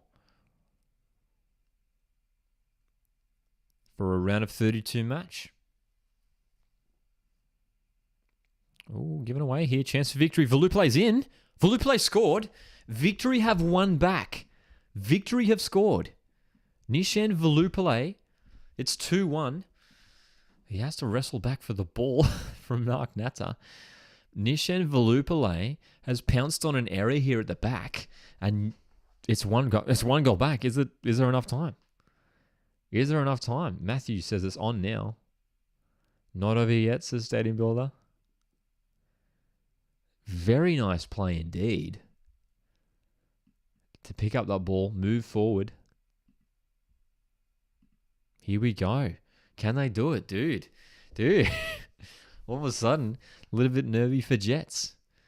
Disappointing. Rob Stanton won't be happy with that at all, conceding a late goal to a mistake. And all of a sudden, with just over a minute remaining, don't forget we've got 4 minutes of added time here. With 4 minutes of added time, there's all of a sudden one tiny chance. Edwards happy with that one. The long ball. Here we go. Victory into the box. Almost for Velupile. Well cut out by Kankar. Valadon trying to win the ball back again. Still going here. Steins just gets it off the pass. Got to go forward here. Victory. Less than a minute remaining. They've struggled this whole game, but all of a sudden, we've got a incredible finish here. Franco Lino, got to get the ball forward, son. What is he doing? He's stopping on the ball. 30 seconds to go. Left-hand side. Wilson. The clearance. Final stages, 20 seconds. Just got to send it in. Just got to send everyone forward here, surely. The long ball forward wasn't the one. Oh, and there's a collision. Is that a penalty? Is that a penalty? It's a penalty. This game has been flipped on its head in the last 2 minutes. It's a penalty for Melbourne Victory. Oh my gosh. The cross missed everyone. Velupile tried to chase it. Velupile's been taken out and he's on the floor in pain. Victory have a penalty. What do we make of that decision? It's going to be a penalty. Ryan Scott didn't get the ball there. Well, this is remarkable. Ryan Scott, on his Newcastle Jets debut, will have to face a penalty to keep his side. Well, to secure a place in the Australia Cup round of 32, this is insane. This is insane, dude. Oh my gosh. Oh my goodness. Exactly from Red Vexer says, why would he do that? I mean, it was just bizarre, right? Because like the long ball missed everyone. It was going out of play. It's a penalty, right?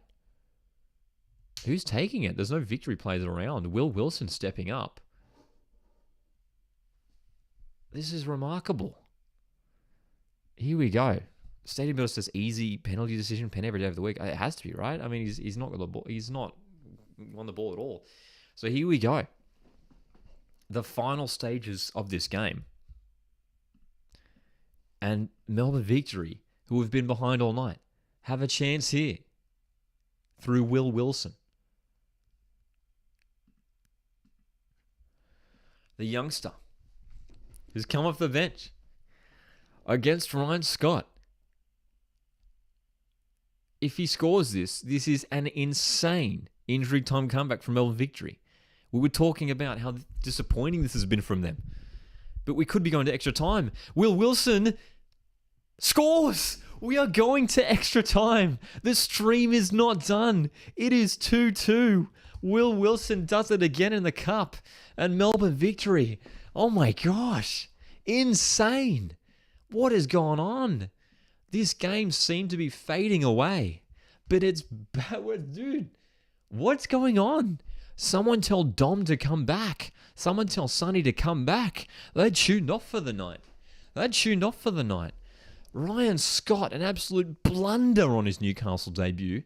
He's given away the penalty, and it's 2-2. We're going to extra time. The fans in Darwin are loving this right now, I'm sure. Oh my gosh.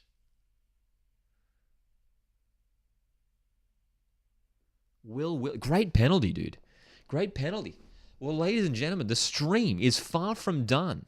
We're going to extra time and potentially a penalty shootout. Melbourne Victory. Oh my gosh. Have rescued Tony Popovich's job. This is insane what we're seeing. Wow.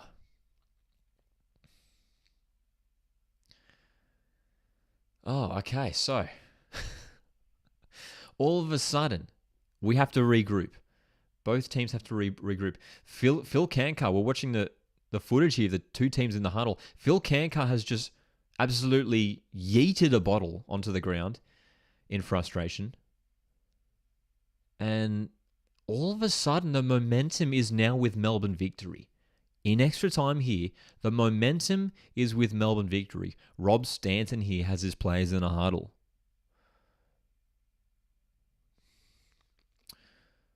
Wow, here's the replay, man. Oh, we're seeing the goals, but they're showing some of the highlights from the match. But wow, dude. Oh my gosh, man. How sad for Newcastle, says Bryce. I mean, it's just like they thought it was done. We all thought it was done. And fair enough. Oh, I forgot to stop the timer, dude. Got to take it back to 90 minutes. We've got extra time coming up, ladies and gentlemen. Oh my gosh. What a game this has turned into. This was a great performance from Newcastle. It was the whole way through. Here's the replay. So the giveaway. So Stein's caught in possession. They poke it forward, and it's a great finish from Volupele. And it looked like it might just be a consolation goal, to be fair. It looked like it might have just been a consolation goal. But then they get this penalty. It was literally the final 10 seconds. There was just a long ball that missed everyone. Volupele just tries to chase it to keep it in play. And Ryan Scott's just like, nope. Boom, boom, boom, boom. Just takes him out. Oh my gosh, dude. I mean, I expected Michael Ware to be starting goals for Newcastle tonight. You know, he started for Newcastle plenty of times last season. Brock's here. How's it going, Brock? Says, what the hell is this game? That's right, dude. This is nuts. Absolute insanity. Oh, mate. Great. Dude, Bailey, it was a great pen. Bailey's right. It was a great penalty. Oh, my gosh, dude. We've got half an hour of football to go. Newcastle Jets have bottled it. And, I mean, do you guys agree that the momentum surely has to be with Melbourne Victory now? I mean, off the back of this remarkable comeback, Tony Popovic giving his speech to his team. He's got a bit of he looks like he has a smile on his face, Tony Popovic, but like, I don't know. It's hard to read. So this Newcastle Jets side has to, or both these sides, these young players, in the heat of Darwin. I mean, let's check in with Siri again. We did it at the start of the game. Let's ask Siri the current temperature in Darwin, which it's around, that's half an hour behind AEST, isn't it? So it's almost 9 p.m. in Darwin. What's the temperature in Darwin right now? Let's have a listen. It's 26 degrees right now in Darwin. 26 degrees, all right? Which, I mean, it's not cold, that's for sure. Newy Jets football in here says not happy. Hell yeah, I almost feel for you, Newy Jets fan. This is Newcastle have absolutely bottled this at the end. Whew.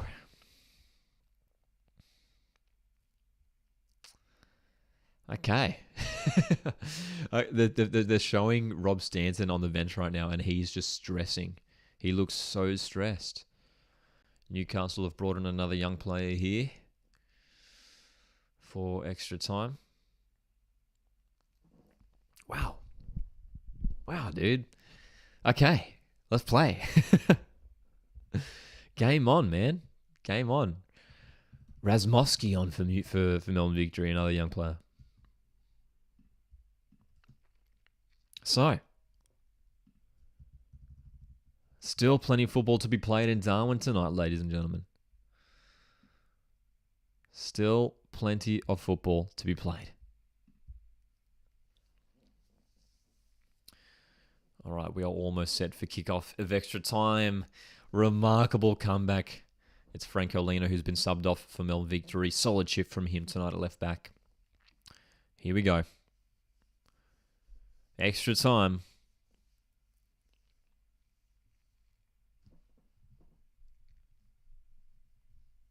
Almost underway.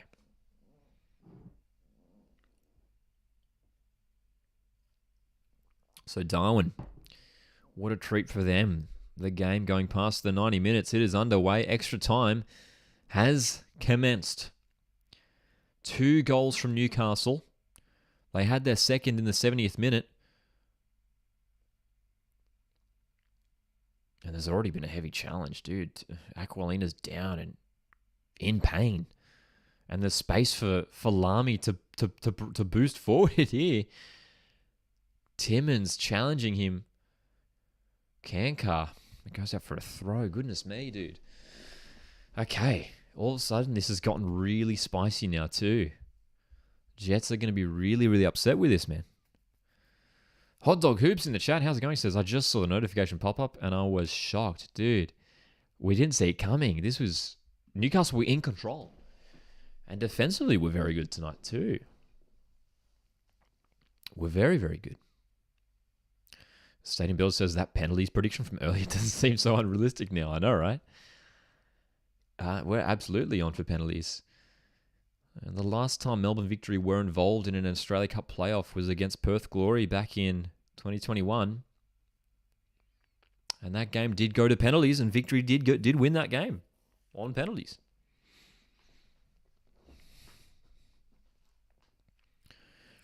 How much energy does this Newcastle Jets side have left in them? A lot of these players have been playing for 90 minutes already. So, this is on now. Philip Kankar driving forward. He's ripped to the floor by Will Wilson. That has to be a yellow card. The referee hasn't booked him. Come on.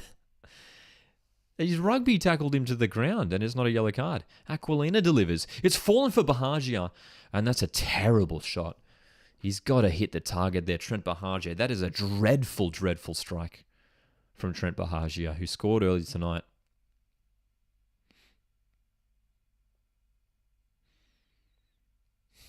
Wow.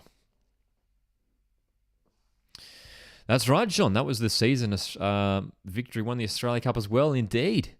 The last time they started an Australia Cup campaign from the playoffs, they went all the way to win the thing back in 2021. That was against Central Coast Mariners in the final. Maybe fuming indeed, Edward. Maybe fuming indeed. 2-2. Melbourne Victory. All of a sudden with a new lease of life. Energy. After they thought this game was over. It had seconds to go in regular time. Will Wilson's penalty taking us to extra time right at the death. Dude, it's anyone's game now. It's hard to predict. It's anyone's game now. Like, Newcastle were definitely the better side for most of the game. But Melbourne Victory, after scoring 2 goals into 3 minutes, it's absolutely on for them. I almost see them going through now. I see Victory finishing strong here after this. It's going to be so demoralizing to lose in this way, or to go down, to concede 2 goals in this way, Newcastle Jets. Newcastle unable to really break forward now. Victory a little bit stronger in defence by the looks of things. That's right, Mariners season just came back and found it 2-2. That's right. If you tuned off the game for a couple of minutes, you would have missed. I mean, imagine that people who tuned off, thought, oh, this game's 2-0, it's done. It's the 89th minute, I'll turn it off. Out of nowhere, 2 goals in injury time. We're heading to extra time. Wilson's chasing this ball, and the offside flag's up there. Exactly right, Brock. I mean, that's been the big thing tonight. It's not Victory's strongest side tonight at all. It was a very young and inexperienced side that Popovic had named, which was really questionable. And it really cost them. Jets were much stronger in that first half and stronger for much of the second half. But I think injecting, Falami and Volupele has helped. It was a nice finish from Volupele for the first goal, and it was interesting to see that Wilson was the one that stepped up for that penalty, and he finished. Ryan Scott punching this ball away. He almost had to be careful there not to give another penalty away there, Ryan Scott. He was coming in close contact to a Victory player there. That's right, Stadium Builder. You can't leave the stadium before full time, man. You cannot leave. You cannot leave before full time. And especially in the A-League, I mean, we think back to that crazy A-League match late on in last season. Remember Adelaide 4, Perth 4? Crazy finish in that game. Aaron Kunda equalising right at the death. That was a crazy game.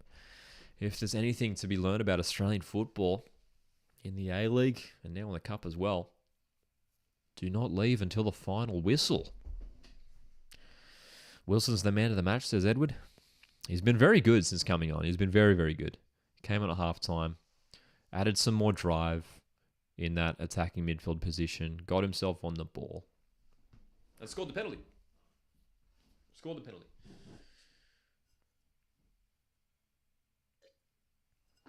Here we go. John says those goals were on the 90 plus 2 and 90 plus 7 minutes. Wow.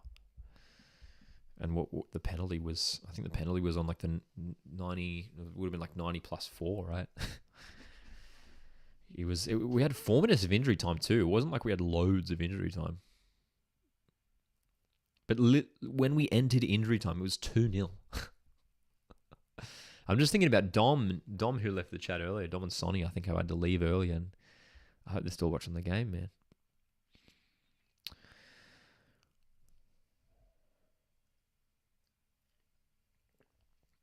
That's right, Stadium Builder. Yeah, 2-4-4 results last year in the A-League, both involving Adelaide.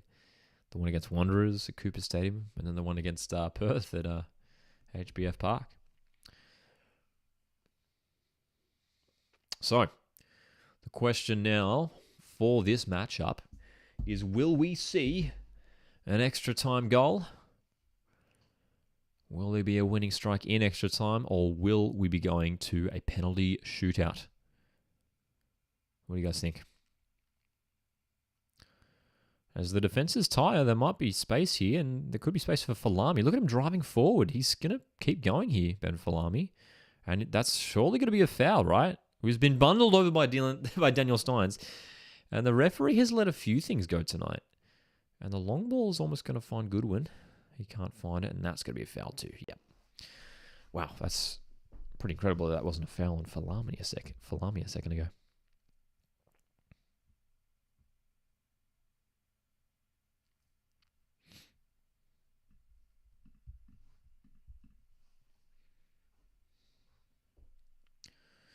Frustrating for Newcastle. Frustrating for Newcastle Jets, who played so well, defended so well, to concede 2 goals right at the end is unacceptable like that. You can't go a whole game being so dominant and then just fall asleep at the very end of the game. Literally the very end. The final kick. Matthews going for a 3-3 and then depends. Ooh, I'd love that. A couple more goals to make it interesting, and then a penalty shootout. Let's see. Callum Timmins being dragged back. Bayliss has a chance to drive forward here. Lockie Bayliss. Nice move here. Moragas. The return for Bayliss. He goes down in the box. He asks for the penalty. It was Velupale who made the challenge. Referee not interested. As a fair suggestion, Aussie Stadium Builder, just call you Aussie, since that's what you called in the other chat. It is true, Aussie Stadium Builder. Yeah, many syllables involved there, but I'll keep that in mind. We'll go for the Aussie. Ball over the top here. Nice ball from Moragas too. He's delivering. Oh, it's a good cross. Steins! Almost Steins again, maybe. Oh my gosh, dude. Trent Bahagia, I love you, bro. Trent Bahagia, I love you, bro. But please work on your finishing. Good Lord. Look at this, man. Again. How many times tonight has Bahagia? Oh my gosh. Dude, you have to hit the target from there. I don't care if the shot's blocked or whatever. You have to, or if it's straight at the keeper. You can't drag that shot wide.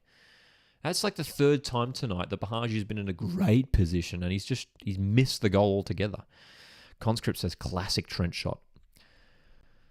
Classic Trent shot indeed. I don't get it, bro. Hit the target. It's a professional striker. I mean, he's playing as a striker these days, Trent Bahagia. Used to, sometimes deployed as a winger. Rob Stanton's using him as a striker tonight, and you can't miss shots like that multiple times in a game. It's not just once. It's the fact that it's happened multiple times tonight. It's I'm sure there's plenty of youngsters in the Jets Academy who would easily put away that chance. Here's Steins. His shot is blocked. Nah, Mars back in the chat. Good to see you back. So many missed opportunities. It's not even funny. So Stadium Builder. Sorry, says Aussie. Indeed, Aussie. Indeed, many missed opportunities. And look, if Jets go on to lose it, if Jets go on to get knocked out here, lose this game, man, they'll be ruining these missed opportunities. Here's the corner here for Jets, headed away. That's right. Indeed, Nama. How the hell did Newcastle bottle a 2-0 lead? They just fell asleep at the wheel right at the end. It was chaos. Matthew says Stamatolopoulos there too, and Rory Jordan come back. Other strikers, maybe another one to sign. Yeah, I think one more. I wouldn't be surprised if they sign one more. Newcastle. I see. I would see Stamatolopoulos and maybe another foreign striker to be their main strikers. I don't know, man. I think Bahagia is better utilised on the wing. He's got the pace. He can deliver a decent cross when he needs to. Ed's here, says the Jets always choke. Here's the ball forward. Okay, here's Bahagia. Can he redeem himself? He plays it back. Newcastle.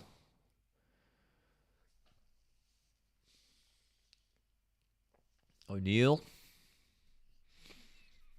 Back for Timmins.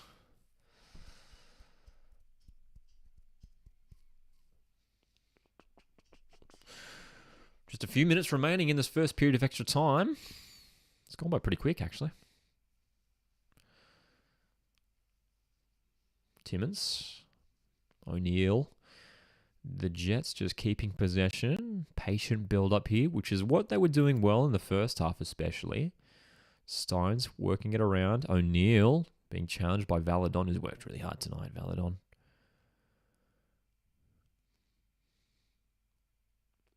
Still on here for Newcastle. Aquilina. No, it's Timmins in the box.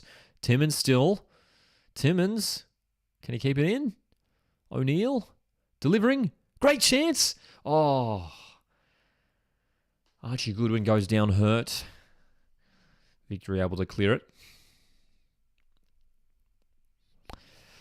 Jets do need a new defender, Nama. Well, they need another defender at least. They've really only got, the two centre-back options now. And Kankar and Natha are both solid defenders. They're both young and got a lot of potential. Carl Jenkinson played centre-back most of last season. And but yeah, Matt Yeoman departed for MacArthur SC. So I think they will have to sign at least one more centre-back, I expect, Newcastle. Nice forward ball by O'Neill. Aquilina delivers. It's not a bad delivery, but it's been headed away. At least as far as Timmins. Victory unable to break out of this defensive third block here. They're really putting everyone behind the ball here, Newcastle. Victory. They don't want to concede. Bayliss has gone long range. I don't mind it. It was on target, but Talib was able to get behind it. Is Wilmering on? No Daniel Wilmering tonight. We have not seen Daniel Wilmering for Newcastle. I'm not even sure if he's on the bench tonight. Can't recall.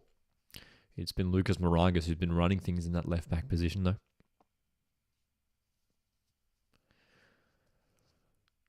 Not long until these two teams swap sides for the halfway point in extra time.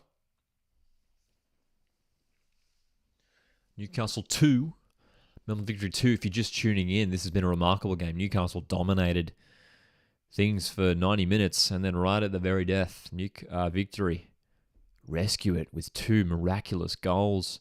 A horrendous error from Newcastle goalkeeper Ryan Scott, gifting Victory away back into this tie with a penalty, which was coolly slotted away by youngster Will Wilson.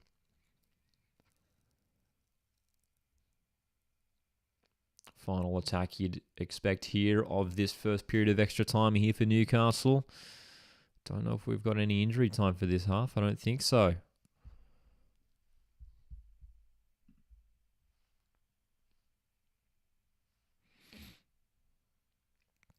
Well, it looks like that is the break. In extra time, these teams will swap sides and go at it again. And I feel like we often see this in when we go to extra time in games. Both teams very cautious in extra time. Very, very cautious. Don't want to risk anything. You can see Victory really defending resolutely. So, we could be set for a penalty shootout. We are 15 minutes away from a penalty shootout tonight, which is not what we expected about 20 minutes ago when Jets, in the 91st minute, were up 2-0.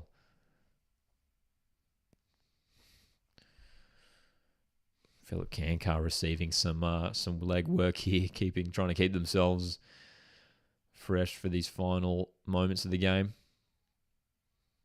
Newcastle Jets and Melbourne Victory. Who do you think will win?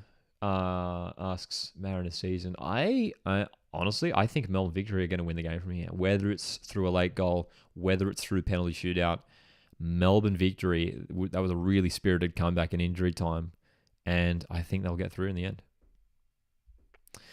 Ed asks, may I inquire as to why the game is in Darwin? Well, simply because this is a chance to get professional football up there in Northern Territory. They just rarely have professional football games up there.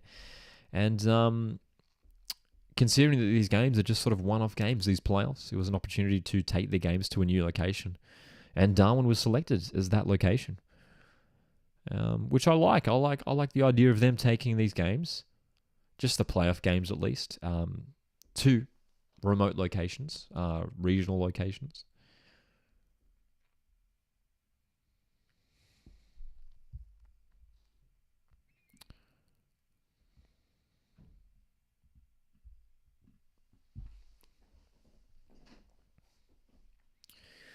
Don't forget these players are playing in heat too. Last time we checked, 26 degrees in Darwin. Another substitution here. Carl Jenkinson has just come onto the park. An interesting substitution. Carl Jenkinson, the defender, who may be brought on to help out in a penalty shootout. An experienced player who could be able to slot home a penalty potentially. Interesting question from Ed. Do you think the Jets are the furthest away from winning the A-League in the whole comp? Winning the A-League championship, I assume you're asking there, Ed. It's a good question, Ed. Out of all the teams who are furthest away, it's a tricky one. As it stands now, it's probably Brisbane. I mean, it's a new era under Ross Aloisi. They have to rebuild again, but their squad is just not up to scratch. Newcastle, for me, have a stronger squad on paper than them. Newcastle, I think, are still pretty far away. I don't think this is a current championship winning squad at all. But for me, Brisbane, nowhere near winning an A-League championship. Watch them go and win the A-League championship for this season. You never know with the A-League. You never know.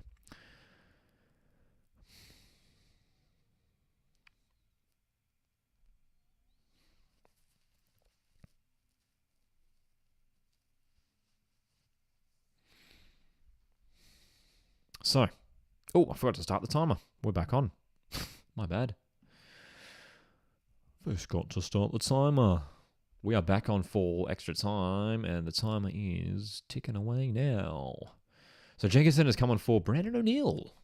Carl Jenkinson playing in a defensive midfield role, which I don't recall seeing him play in his A-League years. But yeah, I imagine that's a substitution, to have someone experienced in a penalty shootout. I imagine Carl Jenkinson play with Premier League experience, man.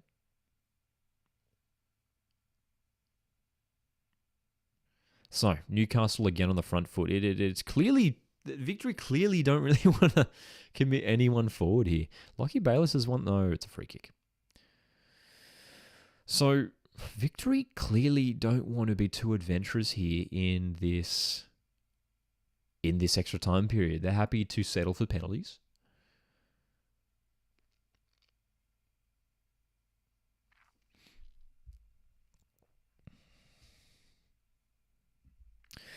Nama says Jets should not have appointed Robbie Stanton. They should have appointed like if Ruben Zadkovic. Yeah, Ruben Zadkovic. I wouldn't have been surprised to see Ruben go to Newcastle. Yeah, it's an interesting one. But look, they chose Robbie Stanton. They thought that he was going to be the right man to lead them forward. And, of course, it's just one game.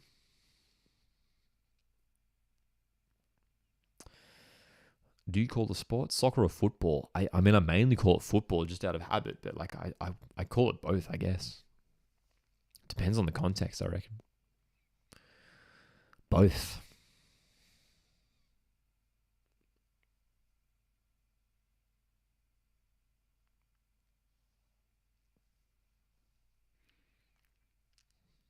Not too far away from a potential penalty shootout here in Darwin.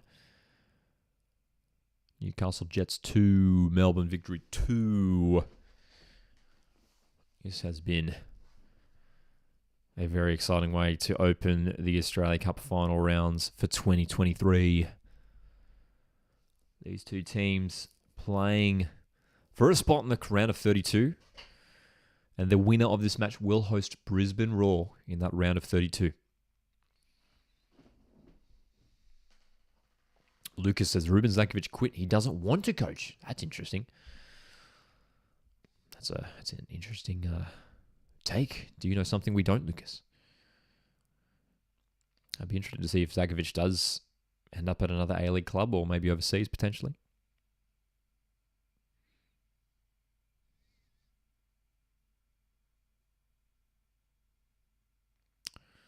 Oh, Moragas has gone down holding his calf here, the back of his leg. It's left space open for Victory to charge forward. This is nice play. They haven't committed too many numbers forward. The cross misses everyone. And it looks like we're going to have a stoppage in play. Aquilina's gone down too. This is tough for these players. Their first, proper game for this season, and they're having to play 120 minutes, 2 hours in the heat, man. Tommy Aquilina playing through the pain, back to his feet now.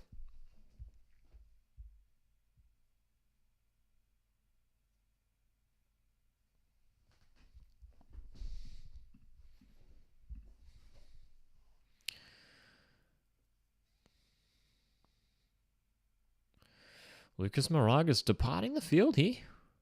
Did Newcastle have another sub up their sleeve? Or do they have to play? Oh, no, they do. Oh, it is Daniel Wilmering who's coming on. Was it who asked before about Daniel? Someone asked about Daniel Wilmering. He's just come onto the field for his Newcastle Jets debut, wearing number 23, Daniel Wilmering, the former Western Sydney Wanderers fullback, on to replace Lucas Moragas. Feels like Jets have made 2,000 substitutions, man. And you're right, John. Yeah, luckily Newcastle had subs remaining. You're right, indeed. But yeah, it feels like both teams have made so many subs. But I'm pretty sure when it goes to extra time, you get one extra sub, right? So it'd be 6 total. 6 total. No subs left for either team, says John. All right. 10 minutes to go. Less than that now, 9.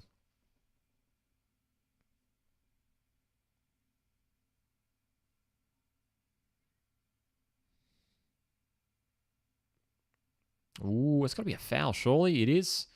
Stefan Negro bringing down Timmins there. Jets with the long-range free kick opportunity here. Would love a winning goal here, Newcastle, just to settle the game and, settle the game. I mean, it's not done till it's done. We learned that from Melbourne Victory's miraculous comeback in injury time. Newcastle with a good throw in a good position here on the left wing. Lockie Bayliss has worked hard since coming off the bench as well. He's looked lively off that left midfield position.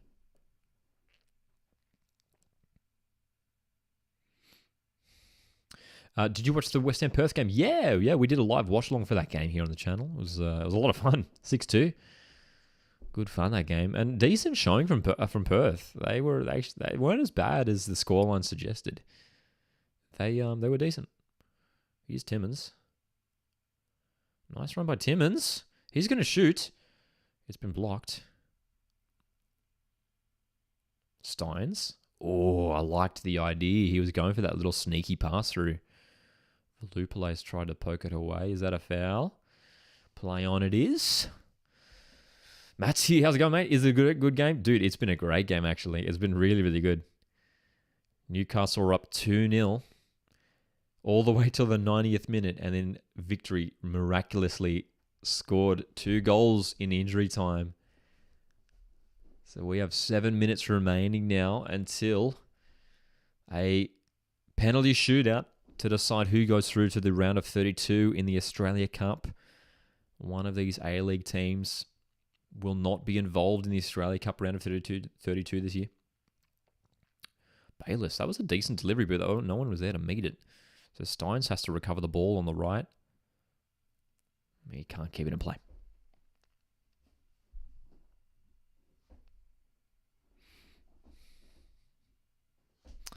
That's right, Jordan as well. Yeah, Jordan, I'm just seeing a comment as well, was 2-0 to Jets when I last checked. When were Victory's goals? Thanks for Stadium Builder for jumping in with the times there. That's right. 90 plus 2, 90 plus 6. It was incredible. It was incredible.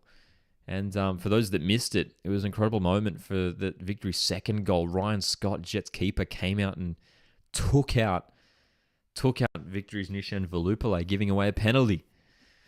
And Will Wilson was able to slot it away 2-2. No worries, Matt. Well, if you are arriving late, you're arriving at a good time. We're arriving at the climax of the game. We thought we were half an hour ago, but now Newcastle Jets. Bayliss has gone down. And he's handled now he was looking for a free kick here, and he's handled the ball. So the free kick's going to go the other way. You'd think that'd be, I don't know, isn't that not a yellow card for a deliberate handball? I mean, he's fallen to the ground and grabbed the ball. It has to be a yellow card, right? Yeah, I mean, if I remember the rules correctly, at least, deliberate handball has to be a yellow card, right? Oh boy.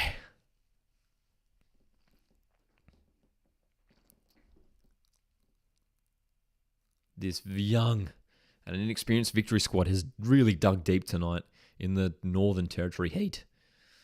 Oh, forward pass is nice. Bahaji is in. Great block. I think it was Joshua and Sarah with a crucial block at the back. Bahaji, how many chances has he had tonight? Huge. Wow. How have Newcastle not gone ahead, says Aussie. Indeed, mate. Indeed. It's been pretty remarkable. I mean, Bahaji alone could have had a hat-trick easily tonight, right? Easily.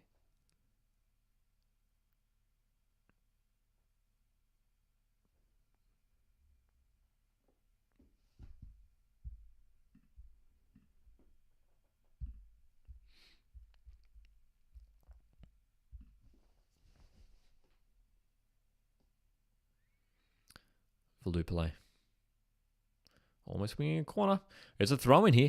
Victory have rarely gotten forward in this extra time period, but we've got 4 minutes remaining. And look, we saw Victory finish strongly at the end of regular time. What a story it would be if they found the winner here at the end of extra time.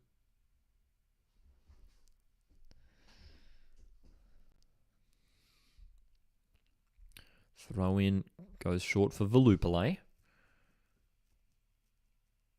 Still in play. Cleared away now. Geez, that looked like a handball. But it's play on.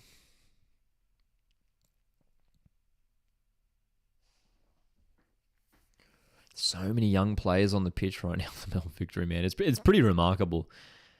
Jets easily should have won this game. I mean, regardless of what happens, Jets should have easily won this game. That's a great delivery. Jeez, that was a wicked delivery from Velupale. Ryan Scott was able to claim that. And there's a counterattack on for Newcastle. The space is opening up with players tiring in the Darwin heat. Trent Bahaji down the right. He's cut it back early for Timmins.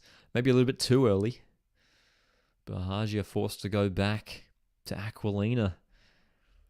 The cross to Wilmering. Minutes remaining. Wilmering's delivery. Oh, that almost went in. Daniel Wilmering went for a cross, and Talib had to palm that away. Ahmed Talib. Man, was that actually going in there? I think it was, because Talib had to poke that over the top. Is Ben Falami on? Yes, Ben Falami came on in that second half. Corner comes in, headed away. The corners have been pretty well defended tonight by both teams. Here's Lockie Bayliss looking to deliver again. Short for Steins. Well done, Valadon. Geordie Valadon in midfield tonight. Worked so hard. Signed a scholarship contract with the club last week as well. Very, very good stuff. What are your thoughts on Neuenhoff leaving West Sydney Wanderers for Hearts? Dude, it's a great move for Neuenhoff. Great move. Big loss for Wanderers, though. Big loss for Wanderers. He's one of the best defensive midfielders in the league. And even though they've signed Josh Brolante, who could sort of, play his position, I think they'll need to sign a couple more defensive midfielders, I think. Wanderers just to solidify that area of the park. So, just over a minute remaining. We might have a minute or two of injury time in this extra time period.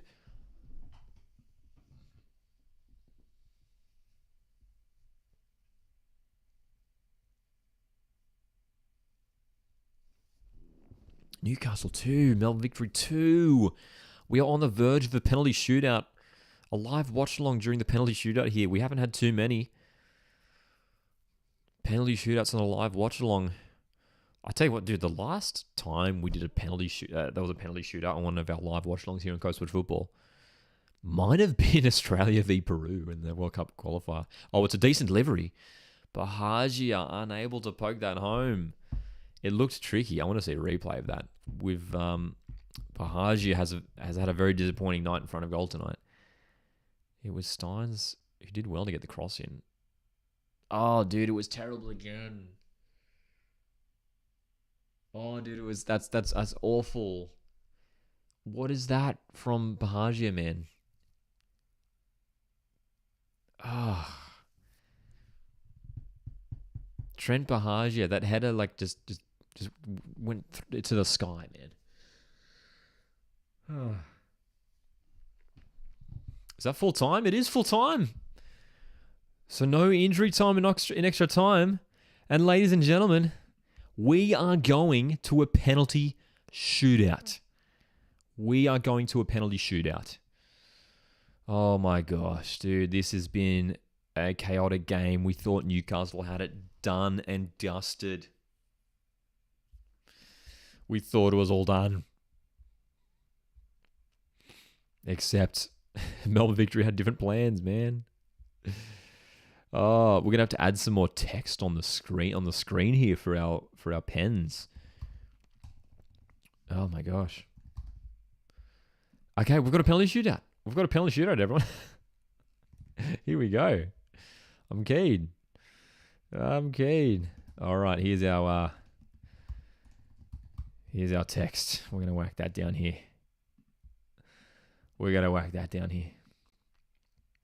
So, who goes through from here? It's anyone's game. It's a penalty shootout. Love them or hate them.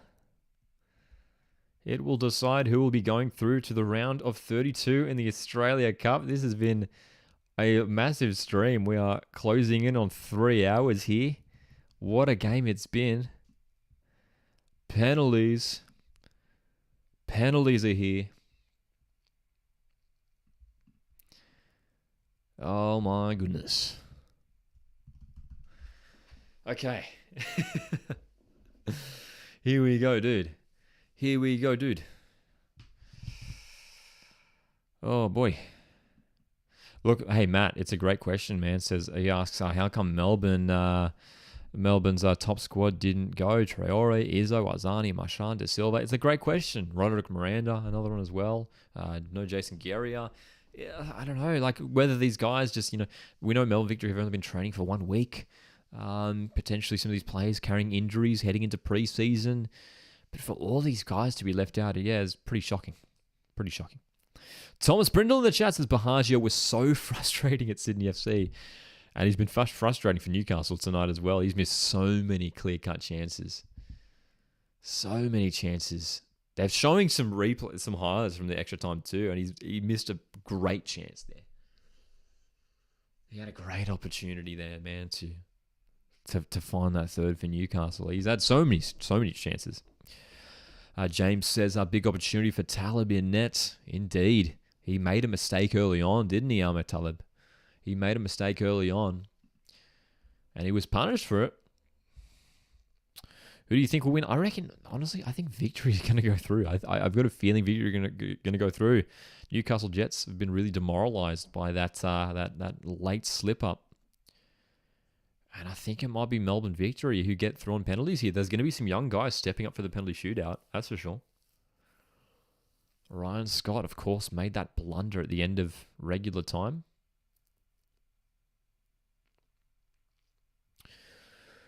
And he couldn't stop Will Wilson's penalty to make it 2-2. Lucas reckons Melbourne's going to win as well. So, Ryan Scott in goals for Newcastle. Ahmed Talib in goals for Melbourne Victory. Melbourne Victories. He was Melbourne Victory's third choice goalkeeper last season, Ahmed Talib.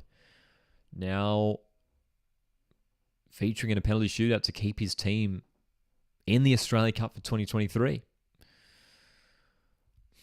Frenzied Rabbit asks, would this performance change your early ladder prediction? Yes. For me, Newcastle go up for sure. Newcastle, despite that late collapse, have been very good for most of the game tonight. So yeah, I see Jets jumping up a couple spaces, a couple places on my ladder. If you want to find out where I put Newcastle on my early ladder prediction, you can check out the video on the channel after this. Thomas says Bahajia has great potential with his pace. Hopefully Stanton can get the best out of him. Yeah, potentially. If he's utilised in the right way, yeah, Bahajia is a good outlet. Ozzy says, as a Raw supporter, I want Newcastle, but realistically, Victory will go through. Matt says, I think Newey have too much class. Who will win between Glory or MacArthur, asks Jamie. That's a good one. That's a good question. I think it'll be a tie one, but after Glory's performance against West Ham the other night, I think Glory might go through in that one. It will be interesting to see how MacArthur go tomorrow night. We will be doing a watch-along of that one tomorrow night as well, so the action doesn't stop. Tomorrow night we will be live for that one as well. It's going to be Archie Goodwin to step up first here for Newcastle. Great finish. Talib went the right way, but Archie Goodwin opens the penalty shootout by slotting that one into the left-hand corner. Jordan, does that mean Raw last? Yes. Yeah. As it stands, I definitely see Raw finishing last. Look, if it's going to be all about who they sign. It's going to be all about who they sign. But you look at Brisbane Raw's roster right now, and it is not inspiring at all. And I agree, Namar. Raw need to announce more signings. Here we go. Ryan Scott up against Ben Falami here. Easy finish, man. Easy finish. Sent Scott the wrong way. 1-1 in the shootout. 1-1. Who do you go for in the A-League? Jet Warrior. Let me move to this way for you. As you can see, the mighty Central Coast Mariners, my friend, is my team of choice. My hometown team. All right, Daniel Steins stepping up for penalty number 2 for Newcastle Jets. Can he slot it away? Or will we see the first save? It's saved! It's saved! Talib makes the save. Advantage. Newcastle in the shootout. Oh no. Oh my gosh. Talib went the right way. Steins denied from the spot. Steins denied. Oh no. Will Wilson steps up for Newcastle, for victory. He put one away at the end of regular time. Will Wilson Can he do it again here? It's Wilson. It's saved. It's saved. Ryan Scott gets his revenge and denies Wilson this time around. What a story. Oh my gosh. Ryan Scott to the right. It was at a perfect height for him too. It was right at the height that he was diving, man. Oh my gosh. So, 1-1 in the shootout. We've had 2 misses. One from either side. It's Callum Timmins, the midfielder, to step up. Oh, it's in. It was saved, but it rolled in. The ball spun into the back of the net. Newcastle lead the shootout 2-1. Callum Timmins, Talib got a hand on it, but it slipped in. Look at that. Look at the ball just spinning into the goal. Oh my gosh. Jeez. Jamie R, you can watch the game on 10play, on 10play.com.au or the 10play app. Oh my gosh. Aussie says awful keeping. You gotta have a strong hand behind that, man. Nishan Velupale. Next up for Melbourne victory. Really needs to score here to keep it level in the shootout. Ryan Scott saved the last one. Oh! Another hand to it, but it's in. 2-2 in the shootout. Ryan Scott, again, dude. Another hand to the shot. But again, it rolls in. Aaron reckons victory's going to have another stinker of a season. This is a scuffed penalty shootout, says Jordan. It hasn't been the most impressive of penalties. Oh my gosh, what a game it has been tonight. It is Carl Jenkinson who came on in extra time to join in the penalty shootout. That's a confident penalty from Jenkinson, an experienced penalty. And it's 3-2. Wearing the captain's armband, Jenkinson.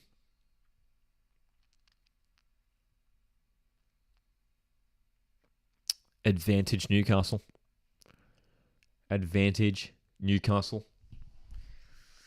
I'm seeing the emojis in the chat, you guys. I'm seeing the hundreds. I'm seeing the popper emojis. Oh my gosh. That's right, Matt and Harry Films. Jets really know how to make things difficult. They've made it difficult here, but Jordy Valadon's missed. Valadon misses. Jordy Valadon has been one of Victory's best players tonight. The young midfielder hides his head in his jersey. He's blazed it over the top. That's a terrible penalty. Terrible penalty. And it means that if Newcastle Jets put away this spot kick, they go through to the Australia Cup round of 32 to host Brisbane Roar. And Melbourne Victory are out of the final rounds for the first time in Australia Cup history. It's Philip Kankar, the centre back. He's done it. Newcastle Jets are going through. 4-2 in the shootout. 2-2 in regular time. In extra time, I mean. Oh my God. What a game. Absolute chaos. But Newcastle Jets have done it. They're going through. And Melbourne Victory, Tony Popovich has been punished for naming a very youthful and inexperienced side. And he's smiling. Tony Popovich having a chat to Rob Stanton. He's smiling on the sidelines. I don't know about you guys. If I'm a Melbourne Victory fan, I am filthy with my head coach tonight for naming such a weak squad, such an inexperienced squad. Look, Newcastle Jets were strong tonight. Credit to Victory for coming home late at the end of regular time, getting those 2 goals. But they simply did not have the personnel to contest with Newcastle Jets tonight. The Jets had to get it done the hard way on a penalty shootout. But my goodness me, concerns for Melbourne Victory. They are out of the cup. And they have to look ahead to the A-League now. They have still a lot of rebuilding to do, preparing for the A-League. Guys, we're going to be live tomorrow night from 7:15 p.m. Australian Eastern Standard Time for the watch-along of Perth Glory v Macarthur FC, the second Australia Cup playoff. We'll also be keeping an eye on the Spurs-West Ham friendly match. What a game. Absolutely insane. Nama says Popovich is going to get sacked. Let's check the chat one more time. See you tomorrow night, says Ozzy. Appreciate you in the chat once again tonight, man. John says, well done, Newcastle. Did it the hard way. Indeed, they did, man. Indeed, they did. Tomorrow night, we are back live. Hopefully, we'll see you guys in the live chat for that one. Until then, have a great night. Enjoy your Tuesday. We are getting closer to the Women's World Cup as well. Plenty of content coming up around that. Guys, thanks so much for tuning in. My name is Lockie. This is Coastwatch Football. See you guys tomorrow night live here on Coastwatch Football. Cheers.